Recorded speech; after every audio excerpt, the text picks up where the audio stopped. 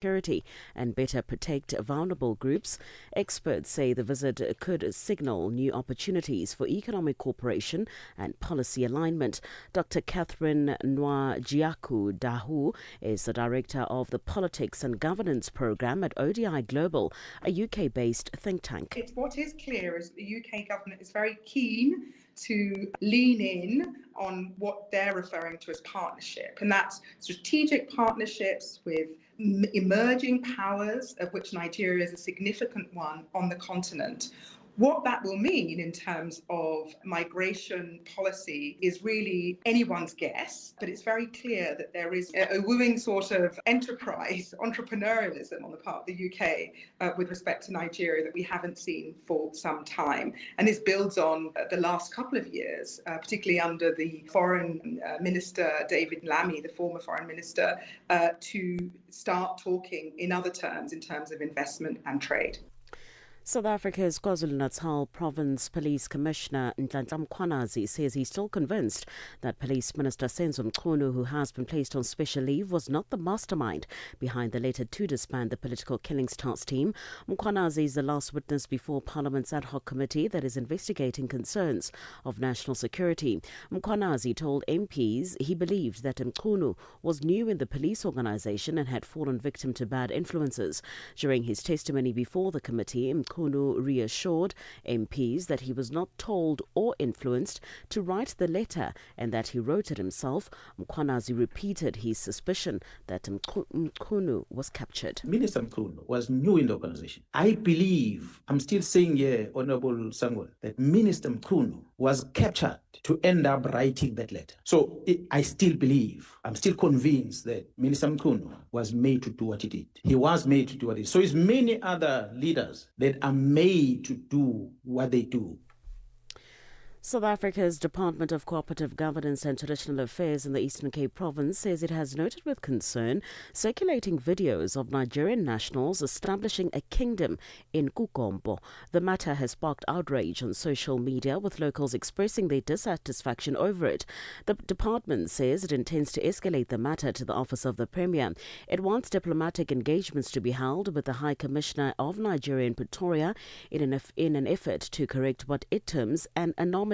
The department spokesperson, Pierre Oliphant, says the matter is receiving serious attention. The Department of Cooperative Governance and Traditional Affairs in the Eastern Cape does not know of any legally recognized kingdom of Nigeria in the Eastern Cape. The only relationship South Africa has with the Federal Republic of Nigeria is through the High Commission of Nigeria in Pretoria.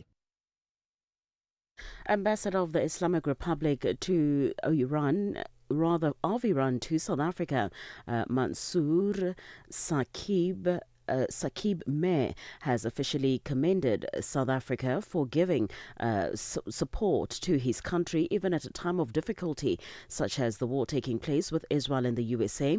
He was speaking in Cape Town during a media briefing in light of the critical and rapidly unfolding events in Iran and the region.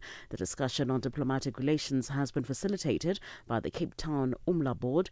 Saqib Meh has called on local activists to keep pledging solidarity. The United States went to war on behalf of Israel. In fact, there was no threat or imminent threat from Iran against the US. Everyone must take action. Anyone who thinks this war does not concern them is mistaken.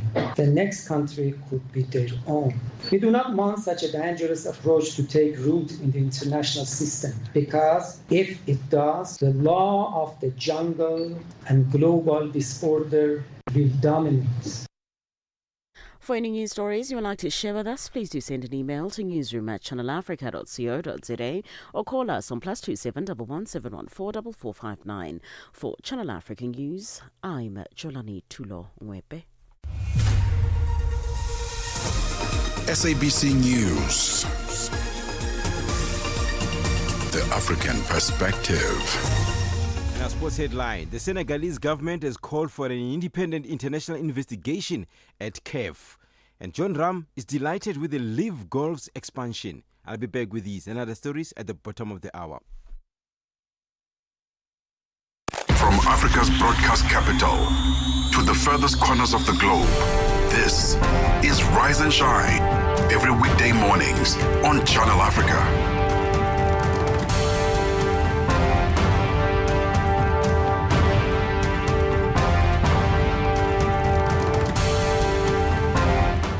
Well, this is Rise and Shine here on Channel Africa. First with the African story globally, and thank you for waking up with us. And of course, you can stay tuned to Channel Africa. We are the international voice of the South African Broadcasting Corporation. You can watch us live, listen in anytime, anywhere on channelafrica.co.za. Also on the Channel Africa mobile app. The SABC Plus app is another way to connect. And then, of course, we are on the DSTV and OpenView audio bouquets, the audio channels there.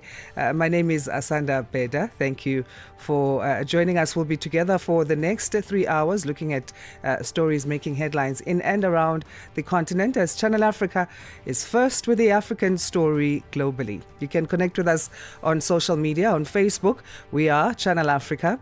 That's the page. And then on the various other social media platforms of X, Instagram, LinkedIn, and TikTok, as well as YouTube, you can find us at Channel Africa 1. Quite a number of stories that we'll be looking at in this Thursday, the 19th of March's edition of Rise and Shine. One of them is Congo Republic President Denis Sassou Nguesso, who has secured re-election with nearly 95% of the vote. That's according to state television. This extends Nguesso's rule in this Central African nation to more than 4 decades. And then we go to Zambia, where there have been complaints there that some politicians, a senior government official has raised concerns that some political parties are demanding sexual favors from women who are seeking adoption as candidates ahead of the country's August 13 general election. This concern coming from the head of the gender division in the president's office. Those stories and more, of course, will be coming up, and do get in touch with us with your questions and views about our show on those social media platforms that we just shared. Clear your diaries for the 25th of March, 2026. Channel Africa, in partnership with Wits Business School, invites you to a climate change conversation that goes beyond talk. 3 powerful panel discussions. 1 stage. Big questions, bold answers. If you care about the future and value honest, intelligent discussions, this is your seat at the table. Join us on March 25 for Africa Matters. Climate change, financing Africa's recovery. Only on Channel Africa. Bringing you the energy, news, and good vibes to kickstart your day. This is Rise and Shine on Channel Africa. On Rise and Shine weekdays, well, that's when the show airs, but after the 6 a.m. news, we bring you a segment of the show that we call the Africa Roundup. This is a list of news compiled by our team of researchers, our reporters and editors, to make sure that you catch up on news that you may have missed. It also serves as a throw forward into the new news day in what one can expect to develop in previous stories covered. So our Africa Roundup today starts with Congo Republic President Denis Sassou Nguesso, who has secured re-election with nearly 95% of the vote, according to state television. This extends his rule over the oil-rich Central African nation to more than 4 decades. Blank Ankla has more. His nearest rival, retired customs inspector and former lawmaker Mabio Mavungo Zinga, received just 1.48% of the vote. Defeated candidates now have 5 days to challenge the outcome. Sassou faced 6 little-known challengers in a race tightly managed by the ruling Congolese Labour Party. Major opposition groups decided not to field candidates, citing a lack of transparency. Sassou is a former paratrooper who took power in 1979. He lost Congo's first multi-party elections in 1992, but returned to power in 1997 after a civil war. A constitutional change in 2015 scrapped term limits and the presidential age cap, allowing him to run for 3 additional terms. This new term is meant to be his last, sharpening focus on succession within the ruling party. South Africa's Independent Electoral Commission says flaws in the democratic system are partly behind low youth turnout in elections. The findings come from a research report presented to the National Political Liaison Committee on Wednesday. The study also rejected claims that administrative barriers are discouraging young voters. IEC, or Independent Electoral Commission Chief Electoral Officer Sai Mamabolo reports. We do engage political parties. We will be, in fact, sharing with them the research that has been done and what the aggregate position of young people is in terms of participating in the elections. We are also participating in the Interministerial Committee on Elections, and we share with them this research and the implications of this research for voter participation, so that government as a whole understands what the voters are saying.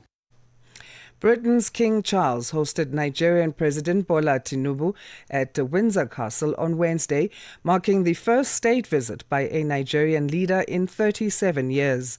The visit aims to strengthen bilateral ties with trade between the two countries at a record high.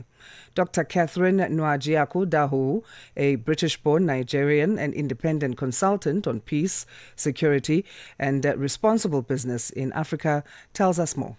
It is very significant. We're up to almost 40 years since the last visit, and we believe that this is very much part of an ongoing effort by the UK government to build partnerships in different ways with a number of African nations where the focus will be on investment and trade. And so we're really seeing this very much in this light. It's also striking because it seems to signal a new willingness on the part of the government of Nigeria to engage in much more active diplomacy. Nigeria, since the arrival of President Tinubu, has notably, and it's been commented on quite a lot, been quite weak in terms of its ambassadorial appointments and its diplomacy across the board. So this is a good signal. Senegal has condemned being stripped of the Africa Cup of Nations title, calling it unfair, unprecedented and unacceptable. Morocco were declared champions after the Confederation of African Football upheld their protest over Senegal's walk-off in the January 18 final. Sports lawyer Adedeji Ajoje Israel explains more. Morocco had first filed an action with the CAF Disciplinary Committee, against the actions of Senegal walking out of the pitch during the match. But the disciplinary committee kicked out the action, and Morocco appealed to an appeal board. After Senegal walked out of the match, they came back in, and Morocco played the match with them. They could have asked for a forfeiture at that point, but they didn't. So in my legal opinion, they forfeited the right, they waived their right to that forfeiture when they came back to play the match. So I do not think that the decision was the right one. And I think that Senegal has a very, very strong case to make at the Court of Arbitration for Sport. One, on the defense of proportionality. Two, on the defense of a person that approbates cannot reprobate. And three, on the defense of Rule 5.2 of the IFAB laws. And that's how we come to the end of this Thursday's edition of the Africa Roundup here on Rise and Shine. We'll do this again tomorrow after the 6 a.m. news. Clear your diaries for the 25th of March, 2026. Channel Africa, in partnership with Wits Business School, invites you to a climate change conversation that goes beyond talk. 3 powerful panel discussions, 1 stage, big questions, bold answers. If you care about the future and value honest, intelligent discussions, this is your seat at the table. Join us on March 25 for Africa Matters. Climate change, financing Africa's recovery, only on Channel Africa. Bringing you the energy, news, and good vibes to kickstart your day. This is Rise and Shine on Channel Africa. It's now 6:15 Central African time. Let's take a look at this story. South Africa's Department of Employment and Labour, in collaboration with the Rand Mutual Assurance, is hosting a 3-day National Occupational Health and Safety Conference in Gauteng. Over 600 occupational health and safety inspectors from across the country are in attendance. The conference is taking place under the theme Compliance, Prevention in Practice. Sisi Sekhalo has more on this story. The Department of Employment and Labour in South Africa says the focus of this year's conference is on prevention and also looking at regulatory reforms on how to prevent injuries and diseases. The other focus is to empower the inspectors so that they are able to go back to their respective provinces and ensure that they are proactive in preventing injuries and illnesses. It emerged in the conference that the construction sector is notorious for being non-compliant. Recently, 6 people died and several were injured in the building collapse in the Gauteng province of the country.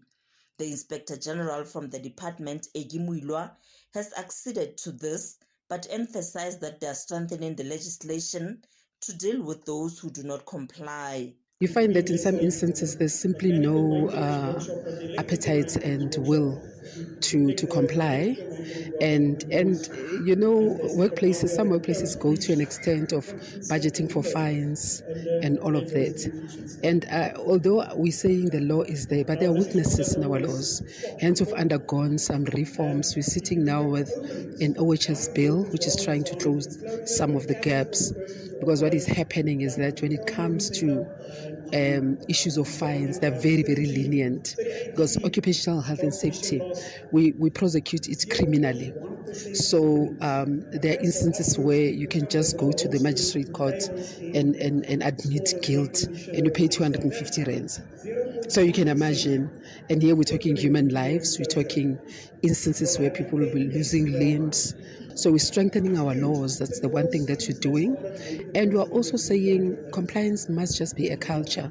And that is why we're bringing in business as well, to say you also need to talk to your people that they must comply voluntarily. The International Labour Organization was also in attendance. The organization relies on member states like South Africa in terms of data collection regarding incidents that are related to safety and health, and that data is compiled and submitted on an annual basis. ILO then monitor in terms of the incidents what happens.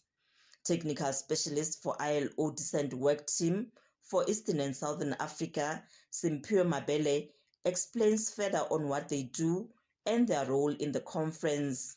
We also monitor them by sector so that we are able to understand what is the concentration of the occupational safety and health incidents by sector. And we provide the feedback to the member states because they have an obligation to report on their conventions that they have ratified. What also emerged in the conference is that there's less reporting on diseases.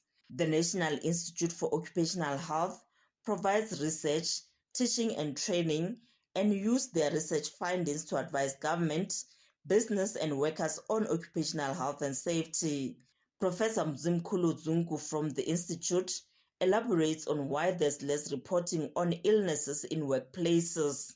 So when people are exposed to the things that can cause them the disease at the workplace, sometimes they may not be picked up because they do not present with a shock factor like injuries do. And because of that, then they take a long time again to cause illness. And by the time they cause illness, maybe the worker has moved from one company to the next, and it doesn't get picked up because it takes such a long time. Senior Specialist for Occupational Health and Hygiene at the Department of Employment and Labour, Bulelwa Huna, shared with the gathering on how young workers as new entrants in the labour market are vulnerable to getting injured due to their insufficient knowledge in health and safety. Huna emphasized that there's a need to rethink on how these young people can be included in protection measures. They're exposed to health conditions and don't know how to protect themselves. They are able to report unsafe conditions to supervisors, that may lose their jobs. Then these people will find them in sectors like the retail, hospitality, construction, and also the manufacturing, the subsectors like the chemical, the metal sector. So looking at these sectors, all of them have got hazardous conditions, but the manufacturing and construction are highly hazardous due to the type of work that gets conducted there. So it's important that we address how they get included in health and safety committees, so they bring inputs from a perspective of young workers. The conference ends on Thursday. For Channel Africa, I'm Sisi Sekhalo in Johannesburg, South Africa. Staying with South Africa, strong leadership and effective governance are being identified as critical drivers in building transport systems that support inclusive growth across Southern Africa.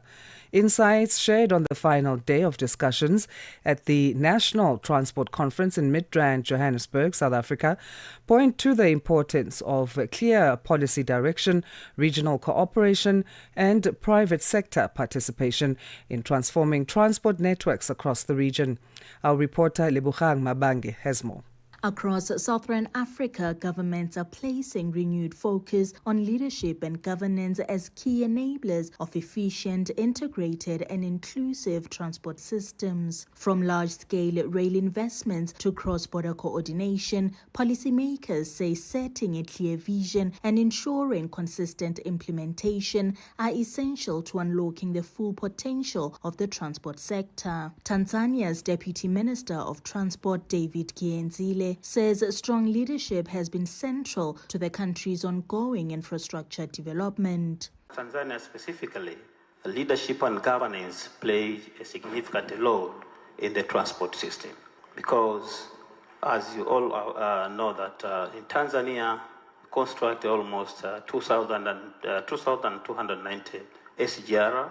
We rehabilitate about 2,700 meter gauge.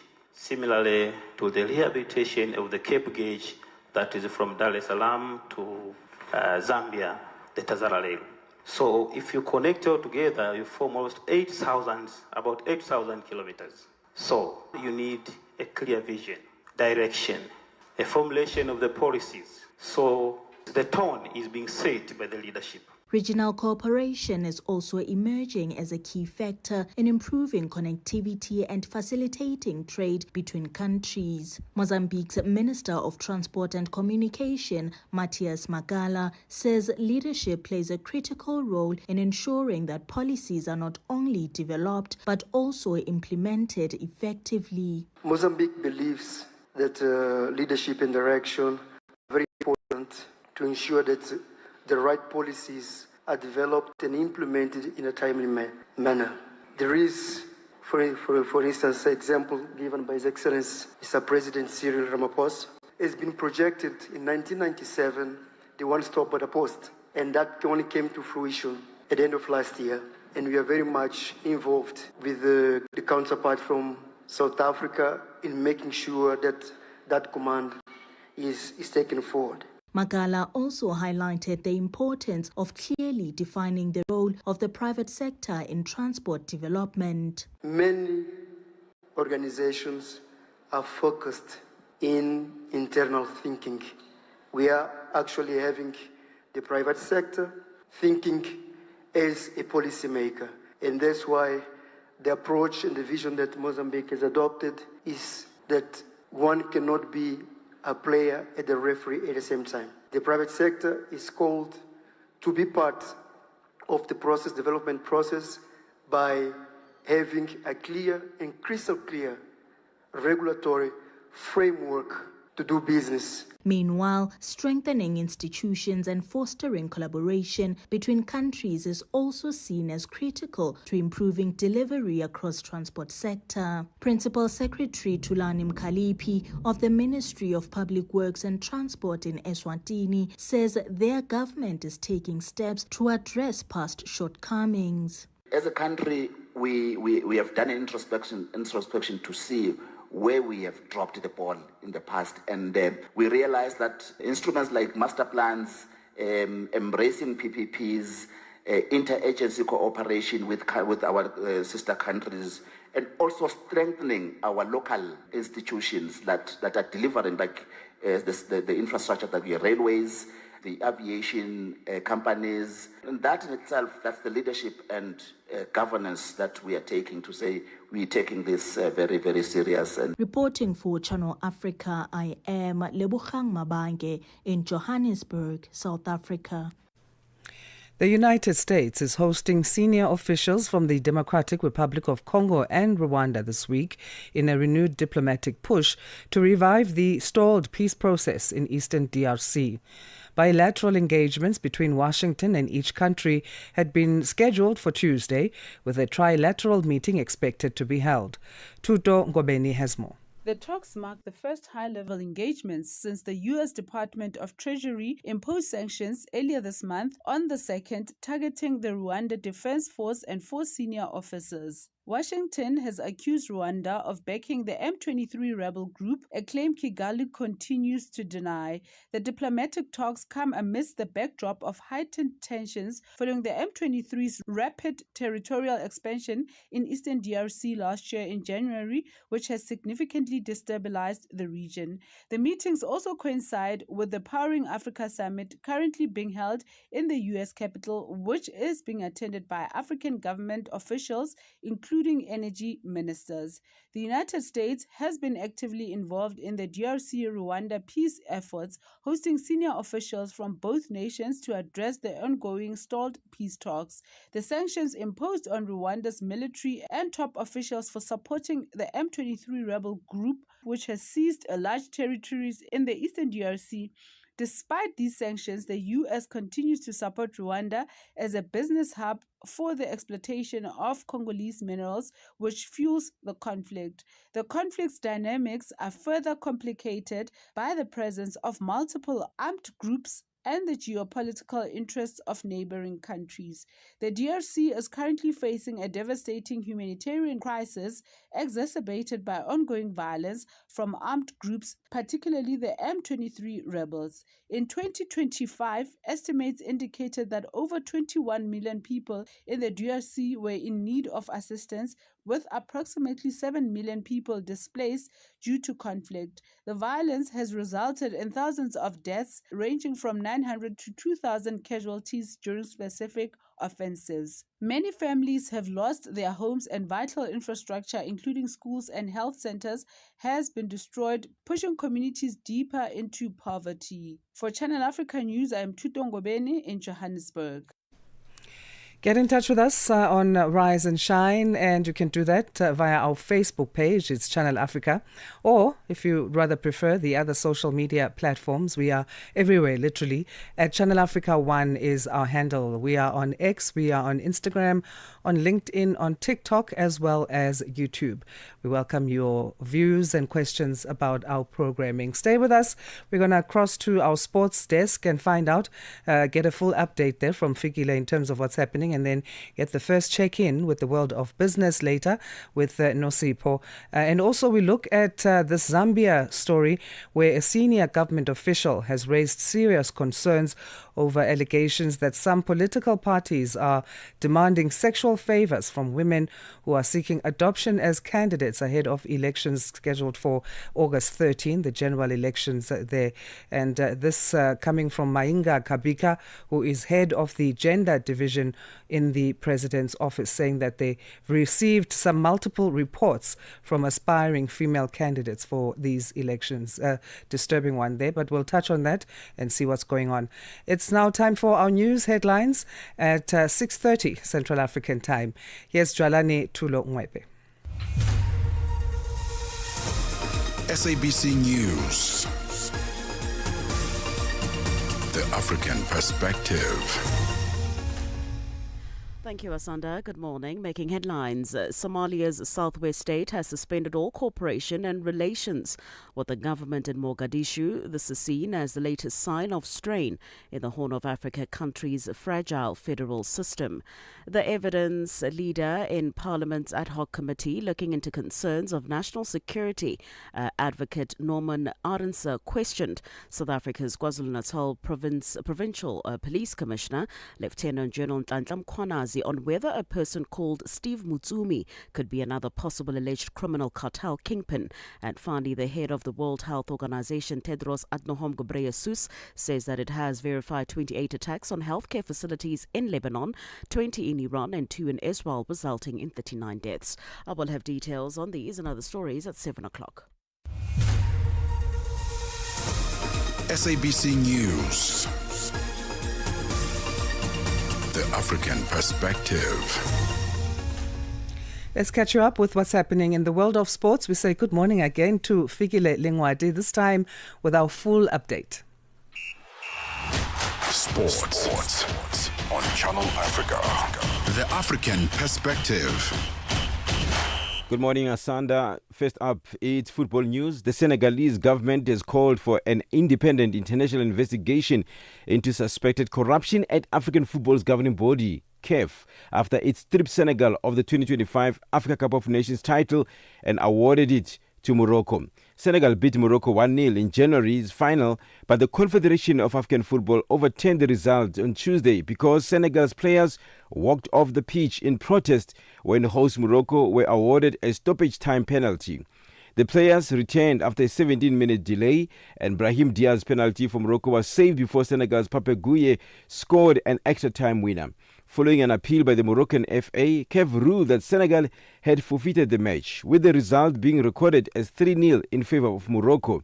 In a statement, the Senegalese government said the unprecedented and exceptionally serious decision was based on a manifestly erroneous interpretation of the regulation, leading to a grossly illegal and deeply unjust decision.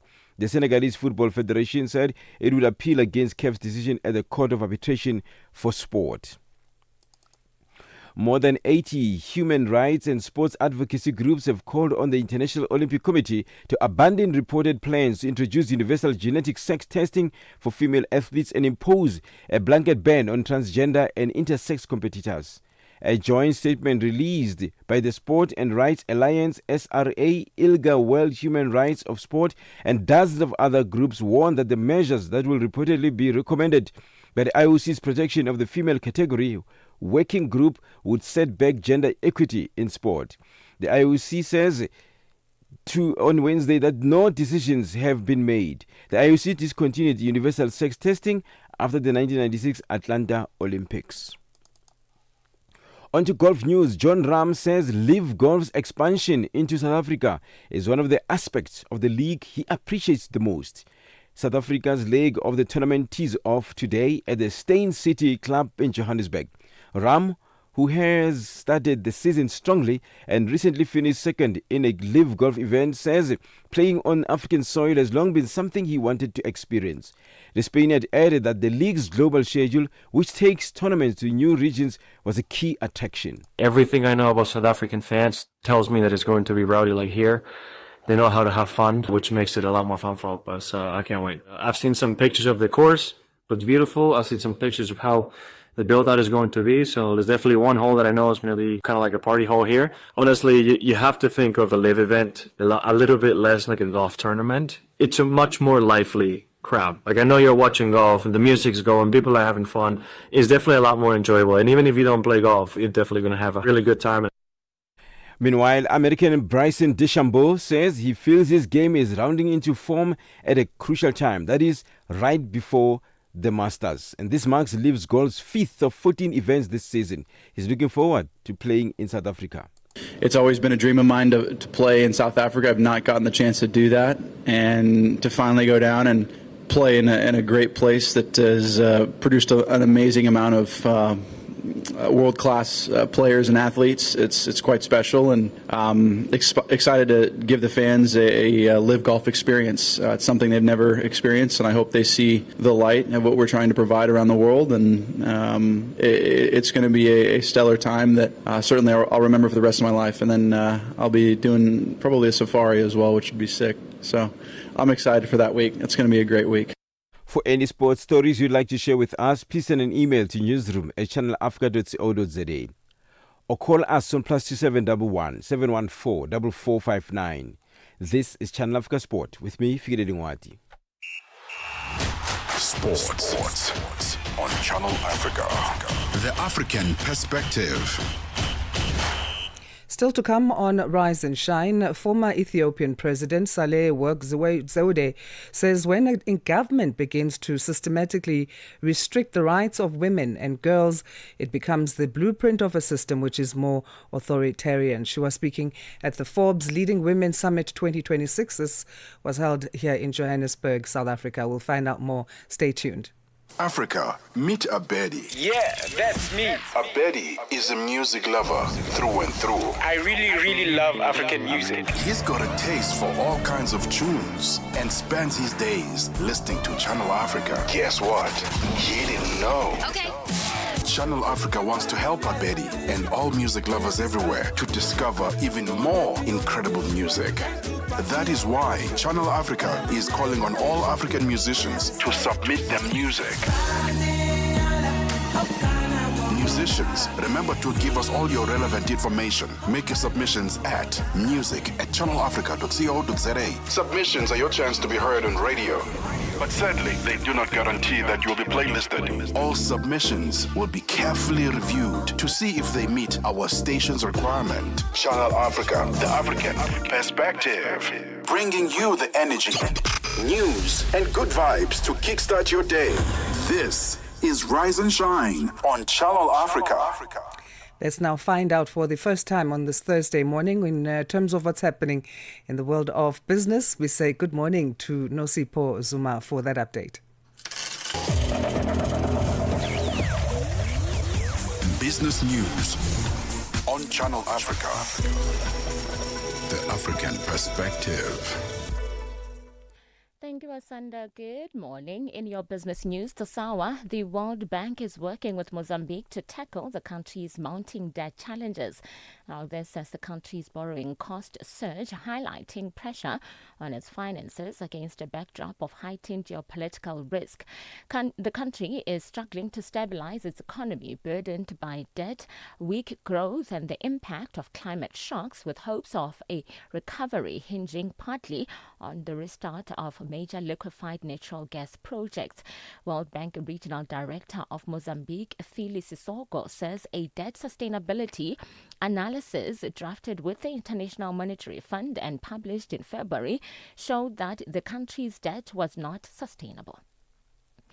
Kenyan financial services company Equity Group says its full year 2025 pre-tax profit jumped by more than half compared with the previous year, helped by rising interest income and falling provisions for bad loans. East Africa's largest banking group with operations in Uganda, Tanzania, Rwanda, Burundi, South Sudan and the Democratic Republic of Congo says its pre-tax profit surged 52% to $711.4 million, while net interest income rose $987.7 million during the period. Now, the bank says its good performance reflects the success of its deliberate transformation into a diversified regional financial services group. South African Power Utility has says it is making steady progress in improving performance, but warns that rising municipal debt could derail those gains. Eskom briefed Parliament's Portfolio Committee on Electricity and Energy latest operational and financial performance. Now, Group Chief Executive Dan Morokane says while operations and finances are improving, urgent intervention is needed to deal with unpaid municipal debt, now at almost $6 billion. We remain on a path of sustaining the performance improvements that we have seen. We are also addressing emerging risks. And one of those, as the team has highlighted, is this uncontrollable growth in the municipality debt. Between Q2 and Q3 that we have indicated here, we're seeing some improvements. Chair, the areas of headwinds that Matthew expanded on remain our focal points. Consulting engineers, South Africa is calling government to urgently address the shortage of engineers to avoid further decline in service delivery, says President Dr. Vishal Haphasad addressed delegates at the 2026 Infrastructure Indaba in Durban in the KwaZulu-Natal province. Now, according to the engineering, the country has one engineer for every 3,100 people compared to one for every 300 people in many developed nations. Now, Harry Persed says this amounts to a shortage of more than 60,000 engineering professionals. He warns that if there are delays in addressing this gap, even the most ambitious infrastructure plans may fail to deliver. Infrastructure is not simply about physical assets, it's about economic opportunity, jobs, and dignity.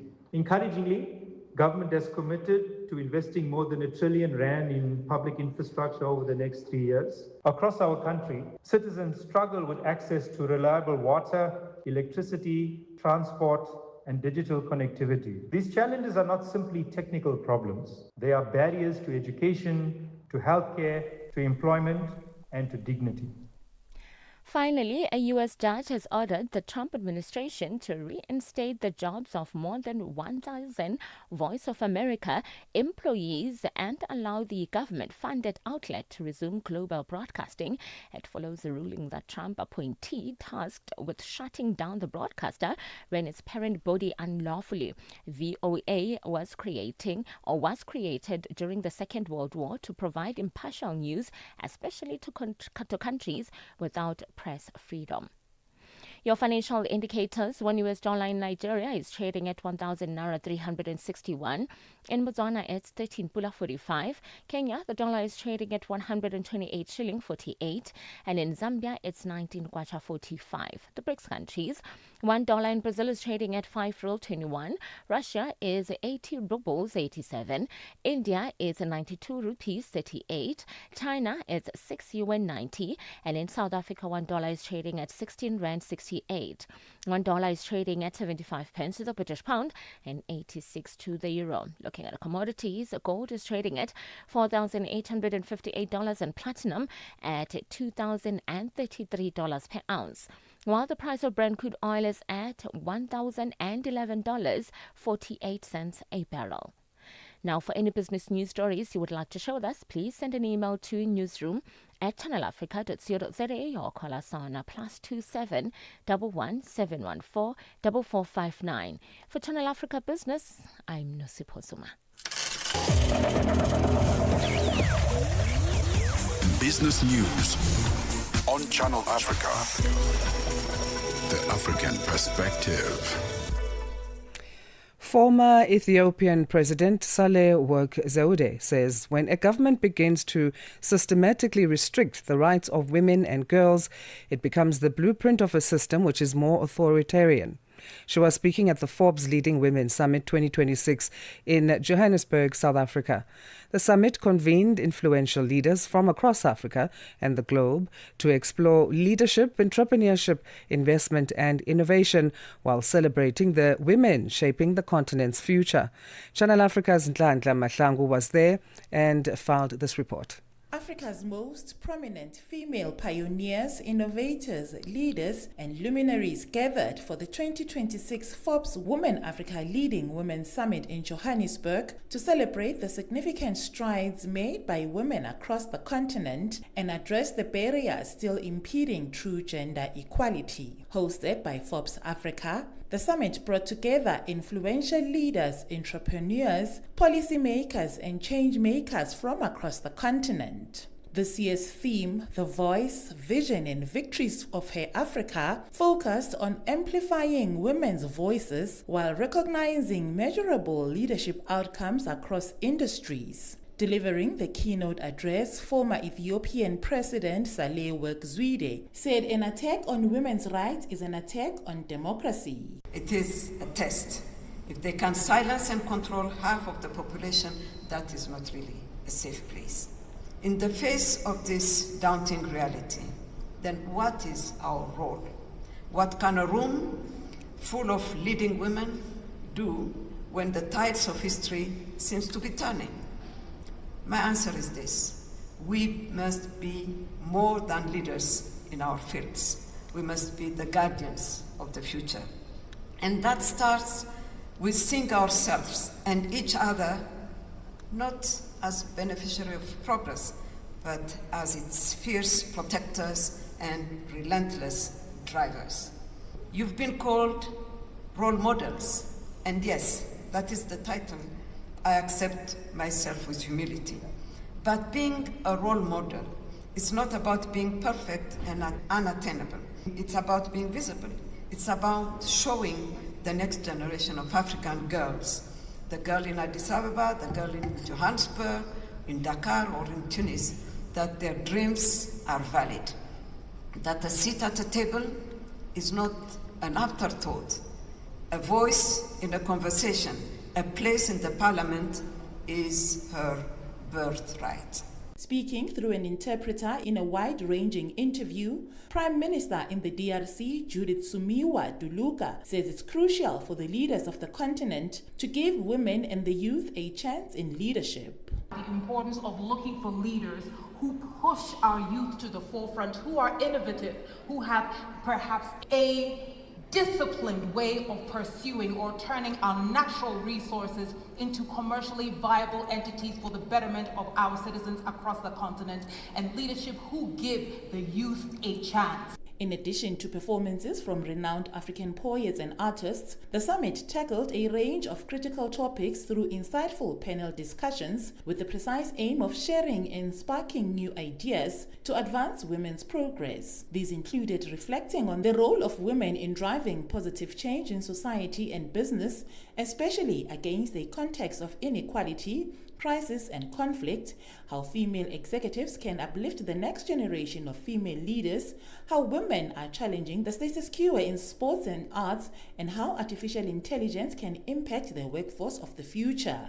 Gambia's Farmer Jalo from HSC Space, a space company that uses space data for climate, says the summit served as a powerful way to see women coming together to share stories. I think it enables you to be able to see yourself in other people's story, but also to see possibility. As for example, for me as a young woman growing up here in Africa, I have heard different stories and lucky enough to meet other amazing women that are part of the spotlight, but also to see beauty in their stories, to see the differences, but also to see the same things that we have in common, and that itself is very beautiful. Melissa Naimuli was one of the panelists who represented the entertainment industry. It was absolutely incredible, so inspirational, and I think it's very rare to see so many women gather in such spaces where we talk about reshaping industries, where we're leaders of industries from arts to culture to business. Truly an inspiring day. I would do it again. The event ended with an awards ceremony honoring women who continue to shape the African continent. Reporting for Channel Africa, I am Dlandla Mahlangu in Johannesburg. The Islamic Republic of Iran's ambassador to South Africa, Mansour Shakib Mehr, commended South Africa for supporting his country.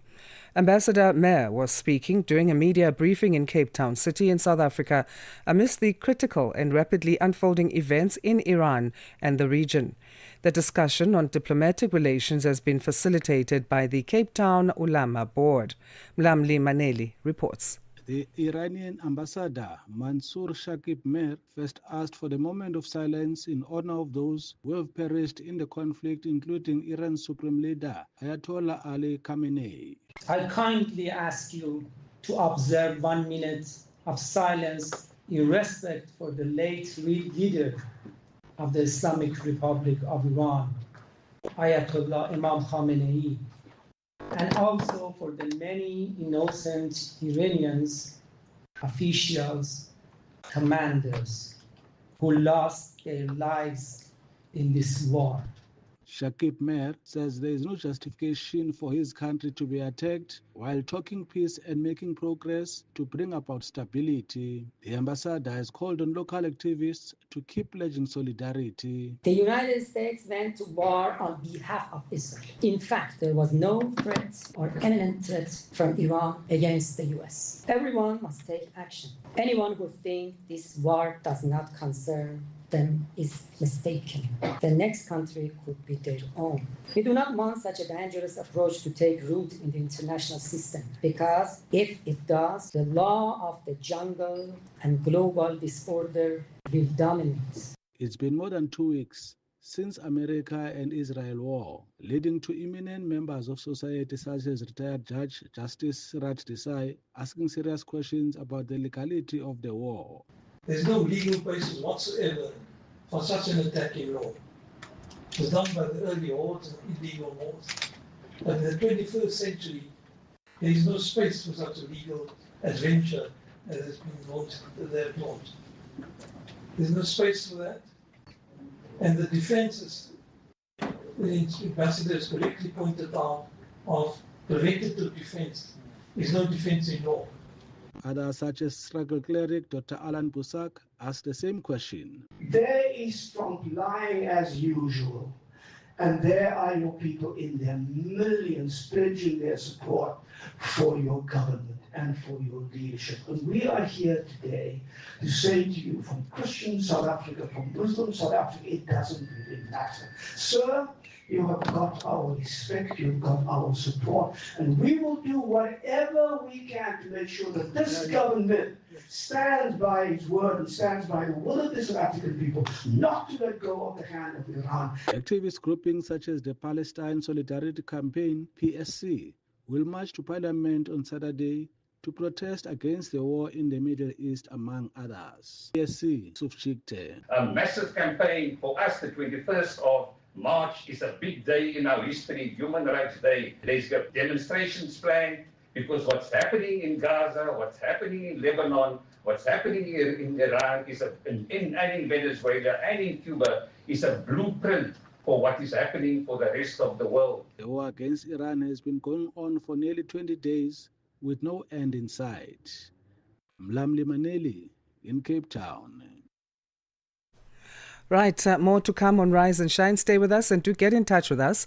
And you can find us on Facebook with your questions and comments that we welcome there. You can post them at Channel Africa is our page there. Clear your diaries for the 25th of March, 2026. Channel Africa, in partnership with Wits Business School, invites you to a climate change conversation that goes beyond talk. 3 powerful panel discussions. 1 stage. Big questions, bold answers. If you care about the future and value honest, intelligent discussions, this is your seat at the table. Join us on March 25 for Africa Matters. Climate change, financing Africa's recovery. Only on Channel Africa. Bringing you the energy, news, and good vibes to kickstart your day. This is Rise and Shine on Channel Africa. A senior government official in Zambia has raised serious concerns over allegations that some political parties are demanding sexual favors from women seeking adoption as candidates ahead of the country's August 13 general election. Mainga Kabika, head of the gender division in the president's office, says her department has received multiple reports from aspiring female candidates who claim they are being subjected to what experts describe as sextortion during the nomination process. While no political parties have been named, the revelations have sparked alarm over the safety and inclusion of women in Zambia's political landscape.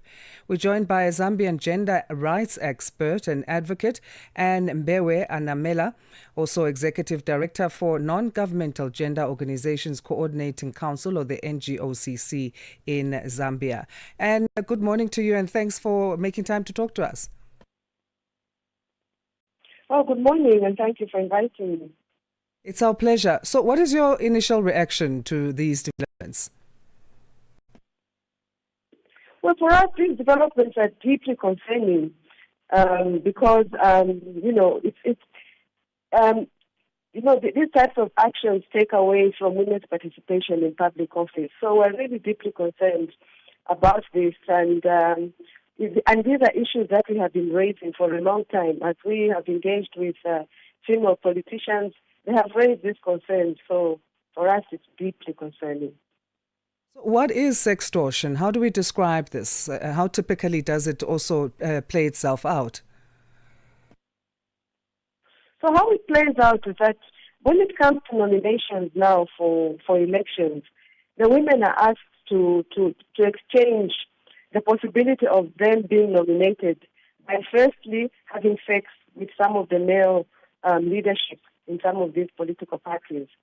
So usually the promise is, you have sex with me and I'll make sure that you're on the ballot box, or I'll make sure that you're nominated by all the structures in the political party, because nominations usually start from where the person is standing. If it's parliament, it starts from the constituency. If it's the local government, it starts from the ward. So some of the people in the structures of the leadership of the party are the ones that are said to be asking for sexual favors from female candidates.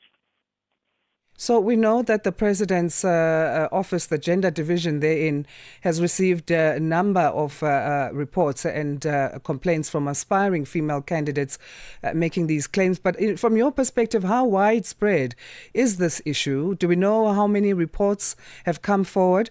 And also then, what does it mean when it comes to the barriers that women continue to face when it comes to Zambia's politics? Okay, so we as an organization that supports women also engage with female politicians. And from every indication, in our education, every indication in this engagement that we have with them, they seem to imply that sextortion is very widespread and that it remains a major barrier to women's participation at the moment. And, it comes with stigma, victim blaming, and embarrassment, and because of that, reporting is usually discouraged because women who are affected, face all this blame game and the stigma. But what this does, it really highlights the urgent need for stronger protection and support for women in politics because it limits their leadership aspirations and reinforces entrenched patriarchal norms that perpetuate gender inequality in political spaces. It's particularly very discouraging, especially even for young female politicians. But really, from our engagement, it seems to be widespread. Right, and as you say, that many victims will feel afraid or ashamed, there's stigma attached. So even though we try and figure how widespread it is and what the figures are in what's reported, it's not going to give us an accurate picture. So what are the systems or protections that need to be put in place to ensure and to encourage that women do come forward and report such? So the remedies, I think, are twofold. First, victims must be encouraged to document evidence consistently. Secondly, I think a supportive and enabling environment is essential to facilitate reporting. So the reporting mechanisms must be responsive and trustworthy, firstly, to build confidence among women who come forward. And then I think what we need to do, like what we are working on right now with the support of UNFPA, is that we have developed 3 toll-free numbers which women can call and report any incidents of extortion. And what's important is if the women want to be anonymous, we should provide them, that safeguard. And also, there should be some assurance that something is going to be done about it. So the other thing that we're calling for is the establishment of fast-track courts for sextortion cases to ensure timely justice without jeopardizing a victim's candidature, especially right now as we go towards elections, because delays and resolved cases have also historically eroded women's confidence in existing systems. So the systems must be reliable for the women, and they must provide channels, that will make them safe when they report and not jeopardize their candidature. And then shifting the focus and putting the responsibility then on political parties themselves, what practical steps can they take in an immediate way to ensure that there's transparent and there's fair candidate selection processes that protect women from exploitation? I think what should happen at the moment now is to see if we can have a legal framework in place put in very quickly, and also especially trying to see if the political parties can develop some safeguarding frameworks that would, guide how these issues like this, especially around nomination, are handled, and that even the intra-party processes must include measures, to immediately deal with perpetrators beyond just warnings, but measures to deal with them, and also sanctions that will align to the Zambian law. So there must be safeguarding frameworks within each political party. Right, and we'll leave it there for now. Thank you so much for talking to us. We appreciate your time again. That's strengthening. And Mbewe Anamela is Executive Director from Non-Governmental Gender Organizations Coordinating Council, or NGOCC, in Zambia. Let's enter the second hour of Rise and Shine now. It's 7 o'clock Central African time. We start off with the news, and here is Jwalani Tulo Mwepe. SABC News. The African Perspective. Thank you, Asanda. Good morning. Somalia's southwest state has suspended all cooperation and relations with the government in Mogadishu, seen as the latest sign of strain in the Horn of Africa country's fragile federal system. Speaking at a press conference, Southwest officials accused the federal government of arming militias and trying to unseat the state's president, Abdiaziz Hassan Mohammed Laftagarin. The Southwest administration says relations with Mogadishu worsened after the federal government pushed through constitutional amendments opposed by some state leaders. Somaliland declared independence in 1991 and has long been outside Mogadishu's control. The evidence leader in South Africa's Parliament's ad hoc committee looking into concerns of national security, Advocate Norman Arendse, questioned KwaZulu-Natal Provincial Police Commissioner Lieutenant General Nhlanhla Mkhwanazi on whether a person called Steve Mutsumi could be another possible alleged criminal cartel kingpin. The committee that was established as a result of explosive allegations Mkhwanazi made during a press conference in July last year concluded with him as its last witness yesterday. Some of those allegations include what is the so-called Big Five criminal cartel that has allegedly infiltrated SAPS. Two of those alleged cartel kingpins are Vusimuzi Katmatlala and Katiso Mulefe.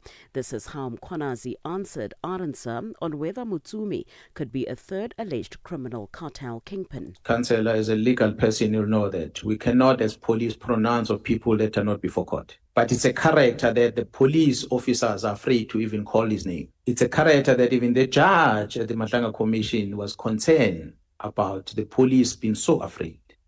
So Steve Mutsumi is such a character. I'll leave it there. I don't want to go into details. You can read between the lines. Still in South Africa, the Department of Cooperative Governance and Traditional Affairs in the Eastern Cape Province says it has noted with concern circulating videos of Nigerian nationals establishing a kingdom at Gukombo. The matter has sparked outrage on social media, with locals expressing their dissatisfaction over it. The department says it intends to escalate the matter to the Office of the Premier. It wants diplomatic engagements to be held with the High Commissioner of Nigeria in Pretoria in an effort to correct what it terms an anomaly. The department spokesperson, Pierre Olifant, says the matter is receiving serious attention. The Department of Cooperative Governance and Traditional Affairs in the Eastern Cape does not know of any legally recognized kingdom of Nigeria in the Eastern Cape. The only relationship South Africa has with the Federal Republic of Nigeria is through the High Commission of Nigeria in Pretoria. The head of the World Health Organization, Tedros Adhanom Ghebreyesus, says that it has identified 28 attacks on healthcare facilities in Lebanon, 20 in Iran and 2 in Israel, resulting in 39 deaths. Ghebreyesus elaborates. Most concerningly, attacks on healthcare continue to be reported. In Lebanon, WHO has verified 28 attacks with 30 deaths and 25 injuries. In Iran, WHO has verified 20 attacks with 9 deaths. And in Israel, WHO has verified 2 attacks on healthcare. Attacks on healthcare are a violation of international law. For any news stories you would like to share with us, please do send an email to newsroom@channelafrica.co.za or call us on +27 11714 4459. For Channel Africa News, I'm Chonani Tulo Wepe. SABC News. The African Perspective. In our sports headline, CAF president defends controversial call to strip Senegal of its Africa Cup title. And Caribon shines with stunning 10-under round at Platinum Ladies Open. I'll be back with these and other stories at the bottom of the hour. From Africa's broadcast capital to the furthest corners of the globe, this is Rise and Shine, every weekday mornings on Channel Africa.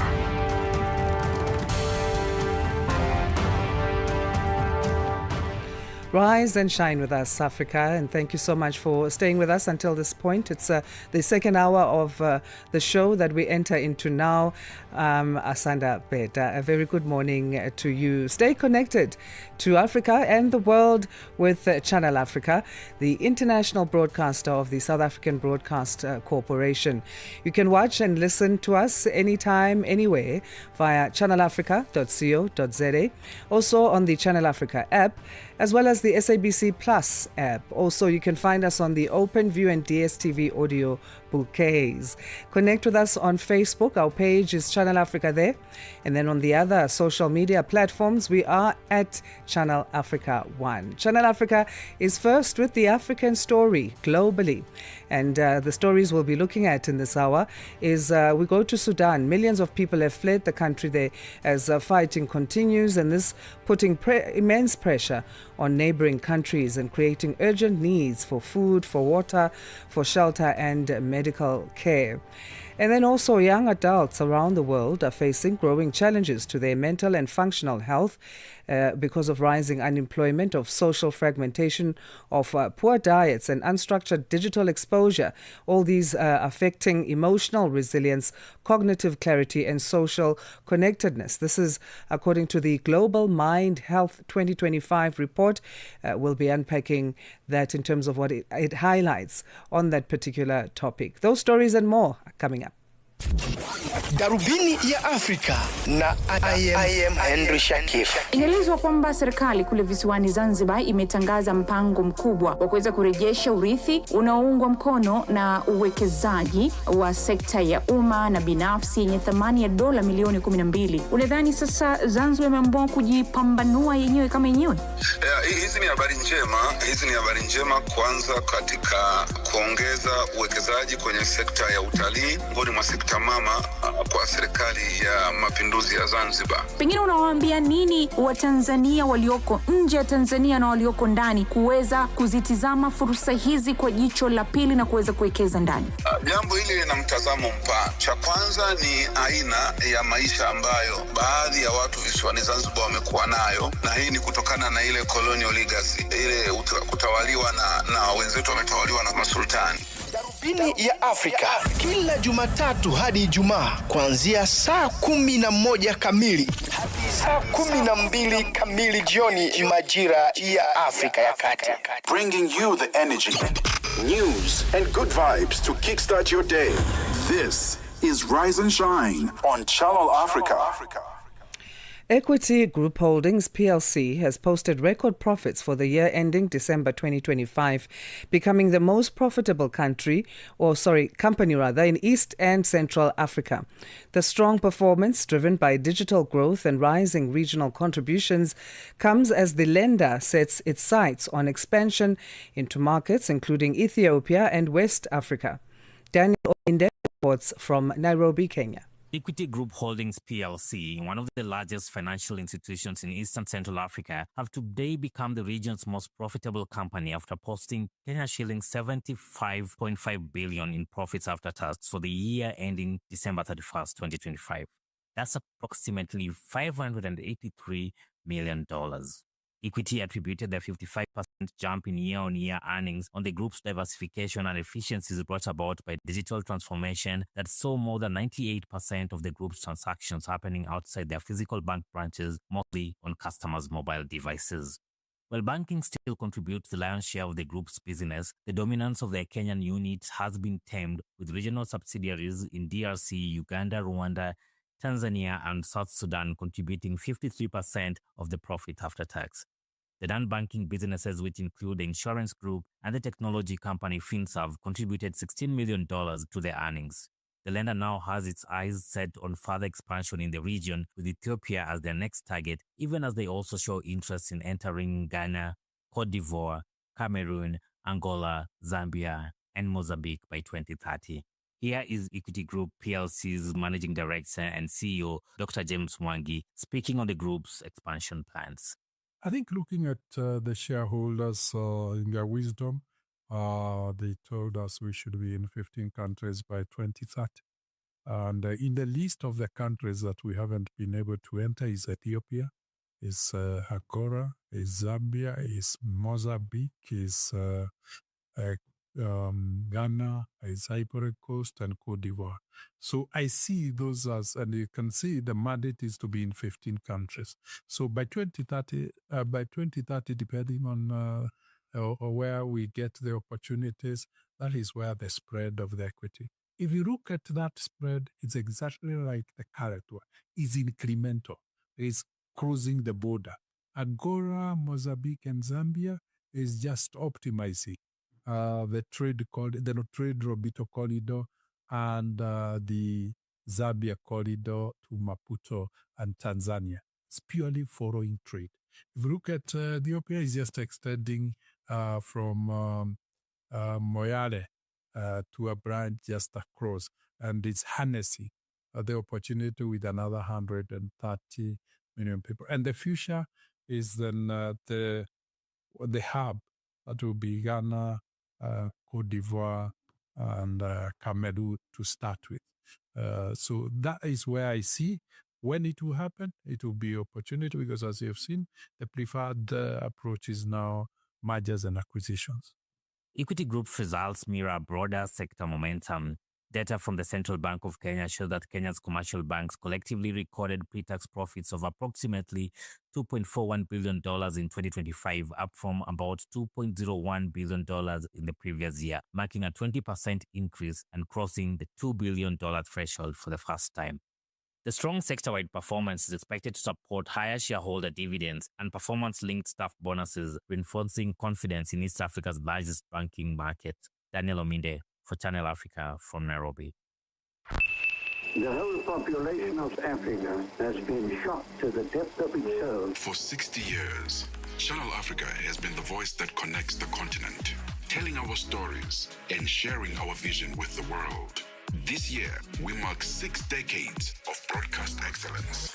60 years of stories, sound, and connection. 6 years of African conversations that matter. This is 60 years of broadcast excellence. Broadcast excellence, rooted in Africa's heartbeat and looking boldly into the future.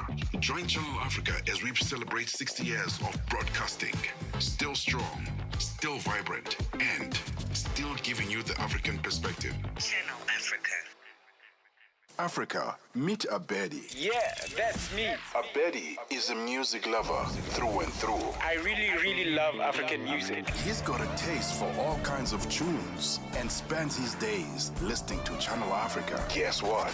He didn't know. Okay. Channel Africa wants to help Abedi and all music lovers everywhere to discover even more incredible music. That is why Channel Africa is calling on all African musicians to submit their music. Musicians, remember to give us all your relevant information. Make your submissions at music@channelafrica.co.za. Submissions are your chance to be heard on radio. But sadly, they do not guarantee that you will be playlisted. All submissions will be carefully reviewed to see if they meet our station's requirement. Channel Africa, the African perspective. Wake up to the essence of the continent. Rise and shine on Channel Africa.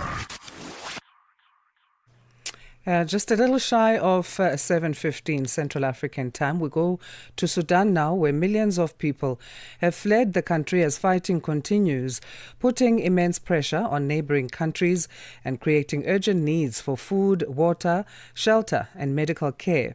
Refugee camps are overcrowded, food rations have been cut, and many families are struggling to survive in makeshift shelters. Joining us live from Juba to explain the scale of this crisis is Danielle Brower, Communications Coordinator for the International Federation of the Red Cross and Red Crescent Societies in Sudan and neighboring countries. Danielle, thank you for joining us and good morning to you. Good morning. So millions are fleeing Sudan. How would you describe the situation across the region at this particular juncture? Well, thank you so much, first of all, for having me. I'm also for shedding light on this situation in Sudan. Is everything okay? Danielle, we're going to have to drop your line and call you again because there's quite a scrambling sound, very prominent coming through there, so we can't hear anything you're saying.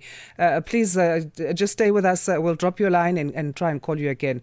Danielle Brower is Communications Coordinator for the International Federation of Red Cross and Red Crescent Societies in Sudan, about to update us on the latest there in terms of the conflict and the crisis being faced by millions of Sudanese.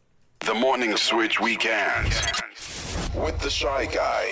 I Show Speed, often called Speed, who is a popular American YouTuber and live streamer known for his high-energy personality, loud reactions, and unpredictable humor. He visited Ethiopia, and he was shocked what he found out, actually, when he got to Ethiopia. He got to find out that, they don't use the Gregorian calendar. That is, we are in 2026 right now. And he got to find out they are in 2018. 2018. Nah, you trolling me. It's 2026. No. It ain't 2026. Wait, hold on. Wait, we in the past? Ronaldo is still in Real Madrid. Everything is in the past here. Oh man, how shocked Speed was. He went back in time. Saturday and Sunday mornings belong to the Morning Switch. 3 to 6 a.m. Central African Time. Bringing you the energy, news, and good vibes to kickstart your day. This is Rise and Shine on Channel Africa. Let's go back to that story on Sudan now, speaking to Danielle Brower, Communications Coordinator for the International Federation of Red Cross and Red Crescent Societies in Sudan. Danielle, let's try again. You were still painting a picture for us then in terms of the current situation and what it looks like in the Sudan, but also across the region with millions fleeing Sudan. Thank you so much. And indeed, we see that 4.5 million in total people have fled the Sudan to neighboring countries. So in Sudan itself are many people on the flee, but we see many of them deciding to go to Chad, to Egypt, to Ethiopia, Uganda, or South Sudan. And people find safety there at places that were already struggling before. I was just myself in the north of South Sudan, right at the border with Sudan. And you see there that the situation is deteriorating every single day. What we see as International Federation of the Red Cross Red Crescent is that funding is slowly drying up, but the needs continue to rise even 3 years after the start of the conflict. People are just struggling to survive the day. What are conditions like for families arriving in neighboring countries such as South Sudan and Chad? Well, yeah, the daily life is just a struggle for people, and that's what I've seen as well on the border between Sudan and South Sudan. People survive a day with almost nothing. They only do it with one meal a day. They have to walk very long distances for water. There are too few toilets. And for example, I was at a hospital serving 60,000 people suffering from cholera or suffering from horrible diseases as measles, but they're running dangerously low on medicines. So the impact is very, very heavy.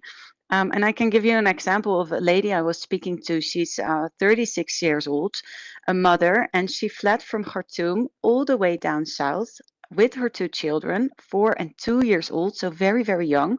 And they walked by foot 500 kilometers to find safety, only with the clothes they were wearing and only with just a bucket she was carrying for water to provide for her children. And now she lives in South Sudan, but she calls her home, but that's only a couple of wooden stakes with bed sheets in between. And on a day, she just goes out in nature looking for wood to sell. And she tries to sell it to other people to use it for cooking. And sometimes on a day, she makes enough to buy some food for her children, to provide them with food. But on many days, it's not enough. And that's just the struggle people are facing every single day in neighboring countries and in Sudan itself as well. We understand you've also been on the ground in rank. What are the examples that you can give us there in terms of what people are facing and how they're managing to survive there? Yeah, it's hard for people to survive. So I was, for example, in a transit camp, and that's a camp where people are staying, and then they can be relocated to other more settled refugee camps. And there's place for 1 to 2,000 people. So there's sufficient shelter for 1 to 2,000 people. But in that transit center, there are almost 8,000 people now. So everyone is sleeping in tents that are made of bed sheets. Um, Everyone is struggling to survive the day. And even there's not enough budget available anymore to relocate people to another place in South Sudan to find safety. So you see that just the conditions are very bad, and very, very soon there is rainy season starting, and that's, as I foresee, where we're very worried about. But what gives a bit of hope is that people are still having hope themselves, and people are super resilient and very, very strong, and that's very good to see. You see it as well in the volunteers of the South Sudan Red Cross on the ground, who are helping people every day. But we want to do more, but we cannot do more all the time, because the funding is drying up to help those people, but they need help. And as you say, funding is falling short while the needs continue to rise. So how is that affecting the humanitarian response on the ground? Well, as International Federation of the Red Cross, and together with the South Sudan Red Cross, there are more than, for example, in South Sudan, only in that border town of Renk, there are 150 volunteers every single day to help people. They help people with clean water, so they can drink that, they can clean with it, and they also build latrines and toilets. So what the South Sudan Red Cross is doing with support of the IFRC is they build household toilets for people. But of course, in an ideal world, we want to build household toilets for every single family in rank. But we have to make choices. So, for example, I was speaking to a family with a child with disabilities, and we provided that family with the household latrines. But we couldn't do it for their neighbors, because we have to make these horrible decisions. Whilst as a humanitarian, as with your humanitarian heart, you want to help everyone. So what we do is that we go into conversation with the specific families, and they make their toilets available to the rest of the community. So then you can still help more people than only that one household. But in the ideal world, we want to do way more than what we can do now. Absolutely heartbreaking when you have to make that choice of who gets help first or last. Definitely we can feel that. You mentioned a rainy season is coming up, and there are concerns around that as well in terms of how it can exacerbate the situation. So in what ways can this pose challenges to already what's a dire situation, and in terms of how urgent then it also makes the situation over the coming weeks? Yeah, rainy season is in most areas around Sudan, and also in Sudan, approaching around April. And as I foresee, we're very worried about that, because you see that the shelter that people are living in have leakages, or they're only made of bed sheets, or only made of clothes. So they are not going to protect families when the rain starts. And more importantly, many areas where people are living now are flooded very soon. And that means that there's water everywhere, and there will be diseases like cholera or diarrhea spreading very easily when there is water everywhere. So we're very worried about the situation. And what we do now to help people, for example, is that as IFRC, we provide cash assistance to people to prepare for rainy season. So with that cash, they can, for example, buy food for their families, but they can also provide buy tarpaulins to protect themselves for the upcoming rainy season, so that people are prepared. But we're very worried about the upcoming rainy season, and that's also what that we cannot forget the people in Sudan, and also not in neighboring countries, because the needs are still continuing to grow. And it's already 3 years after the conflict in Sudan started. So what you would hope as a humanitarian organization is that you can already build towards long-term resilience and long-term help. But what we see now is that we just have to help people to survive the day. Danielle, thank you so much for joining us. And it's important that we keep painting this picture, as dire as it is, and as much as it's been going on for, as you say, 3 years. And this is now a time where we're all going, when is it going to end? But we thank you for the work that you're doing as the IFRC and for joining us again this morning. Thank you so much. That's Danielle Brower, Communications Coordinator for Sudan and neighboring countries at the IFRC, speaking to us from Juba about the rapidly worsening regional humanitarian crisis caused by that conflict in Sudan. Bringing you the energy, news, and good vibes to kickstart your day. This is Rise and Shine on Channel Africa. The United States is hosting senior officials from the Democratic Republic of Congo and Rwanda this week in a renewed diplomatic push to revive the stalled peace process in eastern DRC. Bilateral engagements between Washington and each country have been scheduled for Tuesday, with a trilateral meeting expected to be held. Tutongobeni reports. The talks mark the first high-level engagements since the U.S. Department of Treasury imposed sanctions earlier this month on the 2nd, targeting the Rwanda Defense Force and 4 senior officers. Washington has accused Rwanda of backing the M23 rebel group, a claim Kigali continues to deny. The diplomatic talks come amidst the backdrop of heightened tensions following the M23's rapid territorial expansion in eastern DRC last year in January, which has significantly destabilized the region. The meetings also coincide with the Powering Africa Summit currently being held in the U.S. capital, which is being attended by African government officials, including energy ministers. The United States has been actively involved in the DRC-Rwanda peace efforts, hosting senior officials from both nations to address the ongoing stalled peace talks. The sanctions imposed on Rwanda's military and top officials for supporting the M23 rebel group, which has seized large territories in the eastern DRC. Despite these sanctions, the U.S. continues to support Rwanda as a business hub for the exploitation of Congolese minerals, which fuels the conflict. The conflict's dynamics are further complicated by the presence of multiple armed groups and the geopolitical interests of neighboring countries.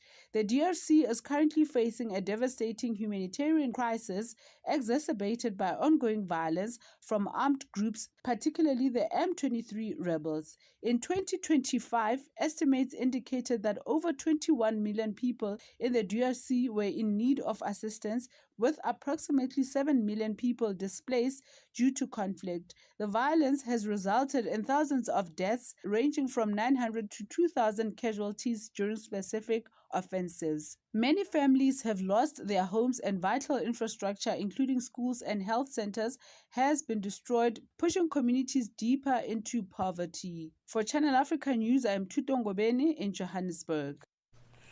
So that Global Mind Health 2025 report is still to come here on Rise and Shine. We'll be looking at what it's highlighting in terms of the growing challenges that young adults around the world are facing. It's touched on some things there, rising unemployment, social fragmentation, poor diets, and unstructured digital exposure, and how these are affecting young adults in terms of how they respond to life's challenges. Interesting one there. We'll be speaking to a functional head of disease and medicine management at MedScheme in South Africa. That's a medical aid scheme in the country. That and more, of course, will be coming up. We'll be checking in with sports. We'll be checking in with business as well. Do get in touch with us on social media. Our page on Facebook is Channel Africa, and then on Instagram and LinkedIn, we are at Channel Africa 1. We live stream on YouTube also via at Channel Africa 1. SABC News. The African perspective. Thank you, Asanda. Good morning. Making headlines, Somalia's southwest state has suspended all cooperation and relations with the government in Mogadishu. This has been seen as the latest sign of strain in the Horn of Africa country's fragile federal system. South Africa's Department of Cooperative Governance and Traditional Affairs in the Eastern Cape province says it has noted with concern circulating videos of Nigerian nationals establishing a kingdom at Kwagompo, and Iranian missile attacks have caused significant damage to Qatar's major energy industry site. Operations at a gas facility have been halted. I will have details on these and other stories at 8 o'clock. SABC News. The African Perspective. Thanks, Jolane. Let's catch up now with what's happening in the world of sports. We say good morning to Fikile Lingwati. Sports on Channel Africa. The African Perspective. Good morning, Asanda. First up, we kick off with football news. Africa's football's governing body, CAF President Patrice Motsepe, breaks his silence after CAF stripped Senegal of AFCON 2025 title. CAF announced that it had stripped Senegal of the title after reviewing the judgment into the incidents during the final in January. The decision sparked massive reactions among African football fans and dignitaries and prompted a reaction from CAF President. Motsepe says he was informed about the decision. I've been informed of the ruling by the CAF Appeals Board concerning the appeal by Morocco relating to the AFCON Morocco 2025 final match. I previously expressed my extreme disappointment with the incidences that took place at the final match, and the important thing of what happened on that final match is it undermines the good work that CAF has done over many, many years to ensure that there's integrity, that there's respect, that there's ethics, that there's governance, as well as credibility. Motsepe shed more light on when he began to be the president of CAF, what he wanted to see happening. When I became president, one of the major concerns was the impartiality, the independence, and the respect of referees and match commissioners. And a lot of good work has been done, but there continues to be suspicion because it's a legacy issue. It's something that has been there for many, many years, and we consistently deal with that because that's critically important. Another important matter that these incidences at the final match brought to the fore is the independence and the respect of our judicial bodies. More football news. Liverpool stormed into the Champions League quarter-final with a 40 demolition of Galatasaray at 4-0 at Anfield. Trailing after a first leg defeat in Istanbul, Arne Slot's side responded in style as Dominic Szoboszlai opened the scoring before Mohamed Salah took control after the break. Salah was involved in goals for Hugo Ekitike and Ryan Gravenberch before adding one himself to seal the tie. The Reds now face holders Paris Saint-Germain in the last 8, with fans hailing a performance full of tempo and attacking intent. On to golf news. Sweden's Louisa Karlborn stormed into the clubhouse lead at the Platinum Ladies Open with a remarkable 10 under par 62 before lightning halted play at Blair Athol. The 26-year-old opened with an eagle and added 8 birdies in what she called the best round of her career, giving her a 4-shot cushion over Finland's Elina Saksa and Germany's Teresa Di Bocanovic. Karlborn, who finished top 10 at last week's Jabra Ladies Classic, says her hard winter training is paying off as she looks to build on her strong start when the first round resumes today. And finally, with cycling news, Tadej Pogacar and Mathieu van der Poel are set to face off for the first time in this season as cycling's preeminent one-day riders vie for glory at the 298-kilometer long Milan-San Remo on Saturday. The first monument race of the year homes into view, and both world champions Pogacar and last year's winner Van der Poel already showing hot form in Italy. For any sports stories you'd like to share with us, please send an email to newsroom@channelafrica.co.za or call us on +2711 714 4459. This is Channel Africa Sport with me, Fikile Ngwati. Sports on Channel Africa. The African perspective. Thanks, Fikile. The top of the hour, he'll be back with our sports headlines. Coming up, we look at mining exploration and how it's expanding across Africa. And these also posing questions over who truly benefits from these projects. And this coming from the Southern Africa Oil and Gas Conference in Cape Town, South Africa, as one of those meaningful discussions that took place there. Stay with us on Rise and Shine. Gender-based violence is destroying lives and tearing communities apart. It happens in homes, in schools, at workplaces, and too often in silence. But it doesn't have to continue. If you see it, speak out. If you are hurting, reach out. Because doing nothing is not an option.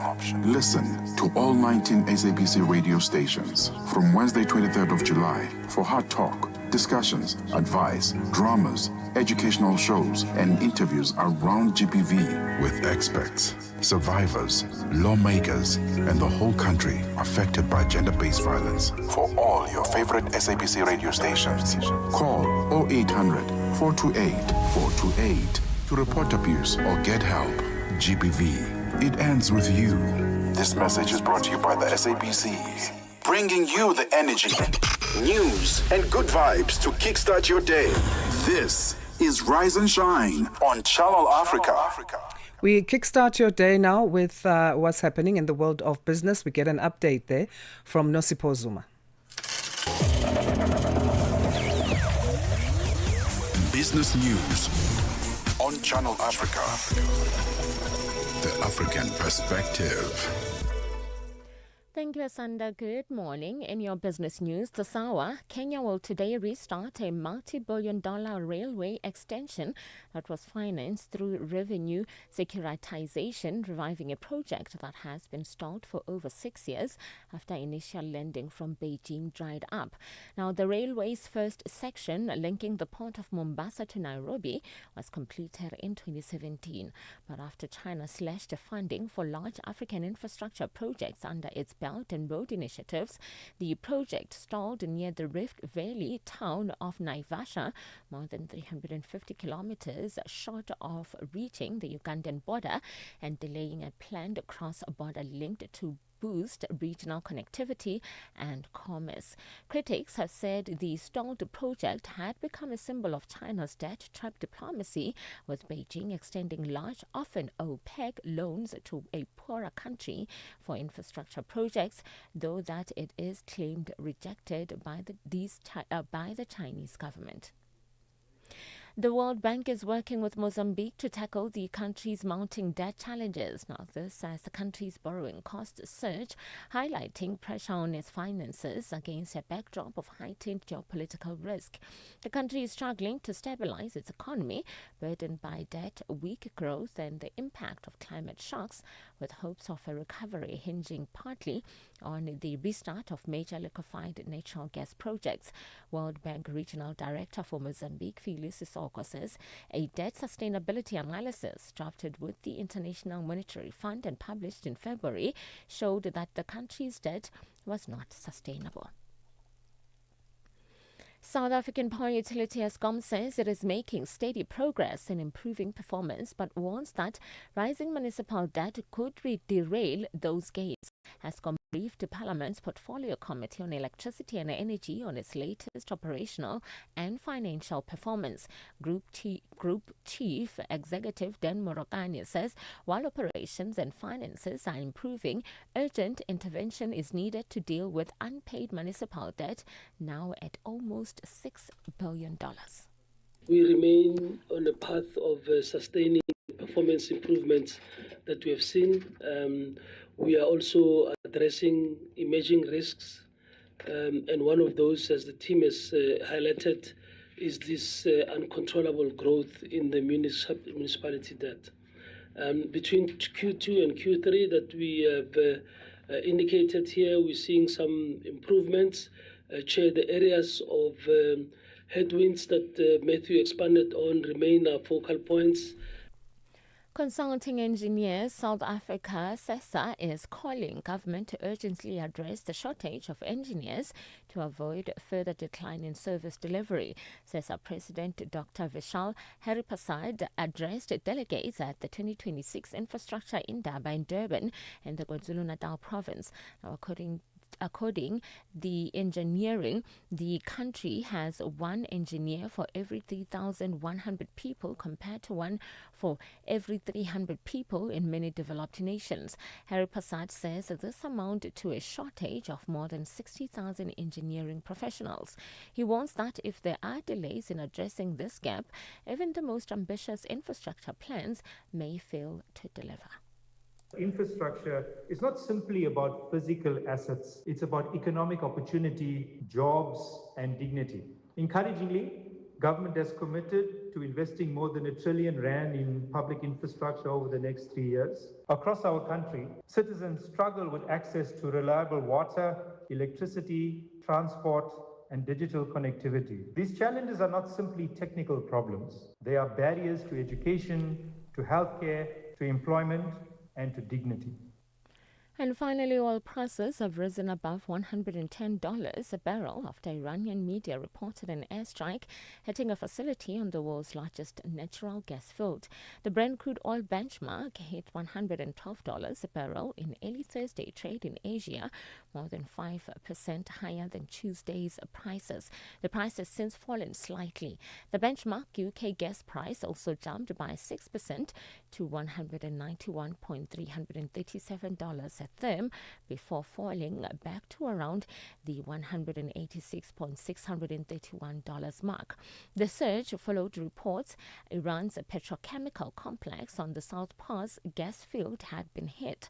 Several hours later, Qatar reported that there was extensive damage at the Ras Laffan industrial site following threats from Iran.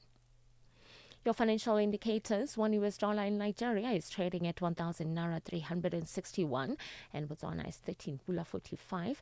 Kenya, the dollar is trading at 128 shilling 48, and in Zambia it's 19 kwacha 45. The BRICS countries: $1 in Brazil is trading at 5 real 21.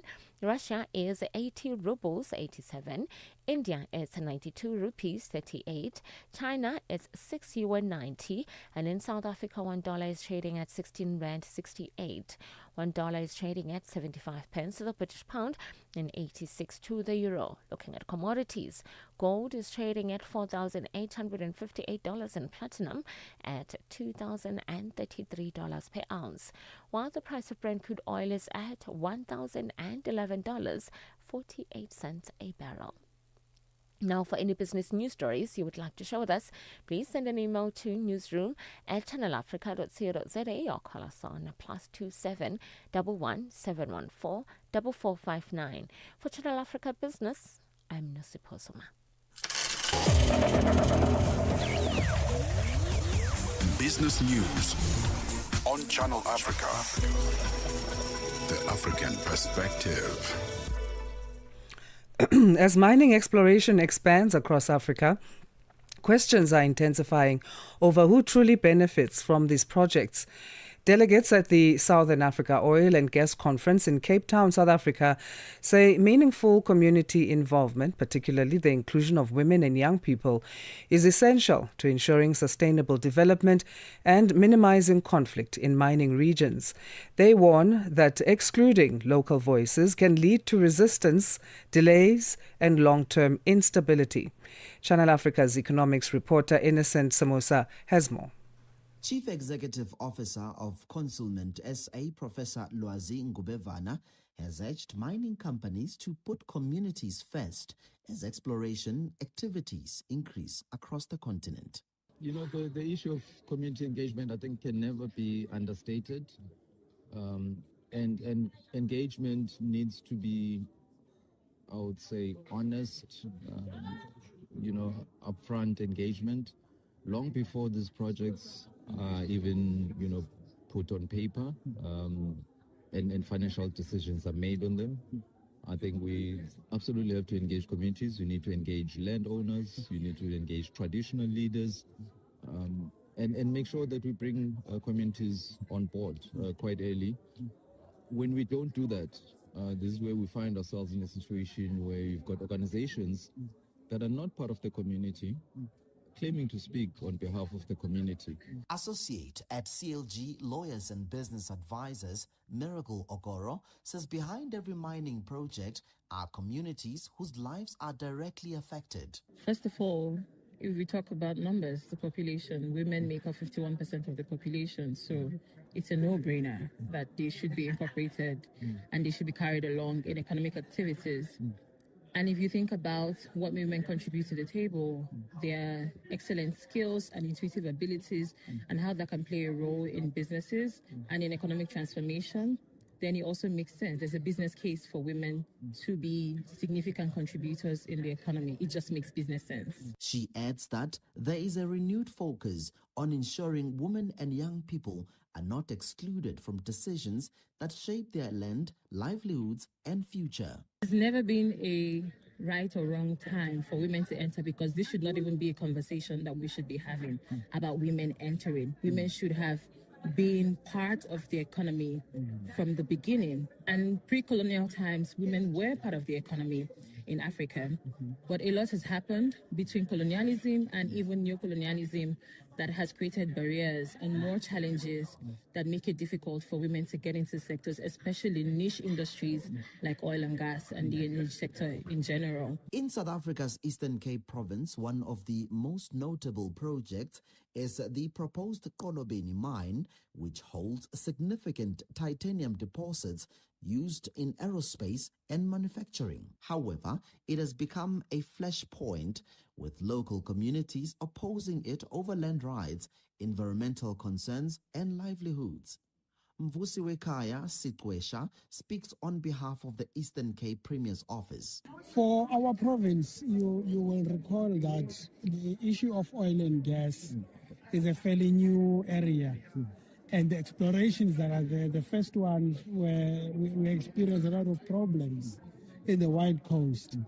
And we are attending to those problems. Government supports exploration in the province because we strongly believe it is going to help us create employment opportunities, business contract opportunities for small businesses in the province, grow the provincial economy, and change the livelihood of the people of the province. We've seen how government entities are taking charge in providing guidance. For Channel Africa News, I'm Innocent Samosa in Cape Town, South Africa. Staying in the world of economics, the price of Brent crude oil remains volatile as a result of the war in the Middle East, surging to around $109 a barrel. Iran's Revolution's Guards have threatened to target oil facilities in Saudi Arabia, the United Arab Emirates, and Qatar. This after Israel's attack on the world's largest natural gas field in the Persian Gulf, which is shared between Iran and Qatar. The latest escalation targeting energy infrastructure in the region has heightened concerns around the world as energy costs surge. Iran has also confirmed attacks at its oil facilities at Asuluye in the southwest region of the country. Here's Sherwin Bryce Peace with more. What's clear is that the targeting of energy facilities in the region will compound the supply disruptions being experienced amid reduced tanker and cargo traffic through the Strait of Hormuz. Some forecasts see the price of Brent crude oil reaching $120 a barrel in the coming days, amid continued disruptions. Iran's Tasnim news agency indicates that the Revolutionary Guard would target various refineries, a gas field, and petrochemical complexes in neighboring Gulf states, calling them legitimate and prime targets for counterattacks. As the UN's World Food Programme warns that the war could cause the worst disruptions to humanitarian work since the COVID-19 pandemic. Listen to WFP's Deputy Executive Director Carl Scow. Our supply chains may really be on the brink of the most severe disruption since COVID and the Ukraine war back in 2022. Our shipments of life-saving food are being affected by the squeeze on trade. it is taking us longer to deliver by sea, and our costs have increased. Our shipping costs are up 18% so far, and we have thousands of trucks on the roads every day, and these are now running on much more expensive fuel due to the oil prices. Higher costs mean that we can buy less food or provide less cash to beneficiaries. With some of the world's most vulnerable regions of particular concern, with the agency warning that the war could push millions of people into acute hunger by June. The spike in global food and fuel costs could leave millions of families priced out of stable foods, particularly in import-dependent countries like Sub-Saharan Africa and Asia. In fact, our analysis projects that if the Middle East conflict continues through June, an additional 45 million people could be pushed into acute hunger by price rises. This would take global hunger levels to an all-time record, and it's a terrible, terrible prospect. We have been forced to cut life-saving food rations for people in famine conditions in Sudan.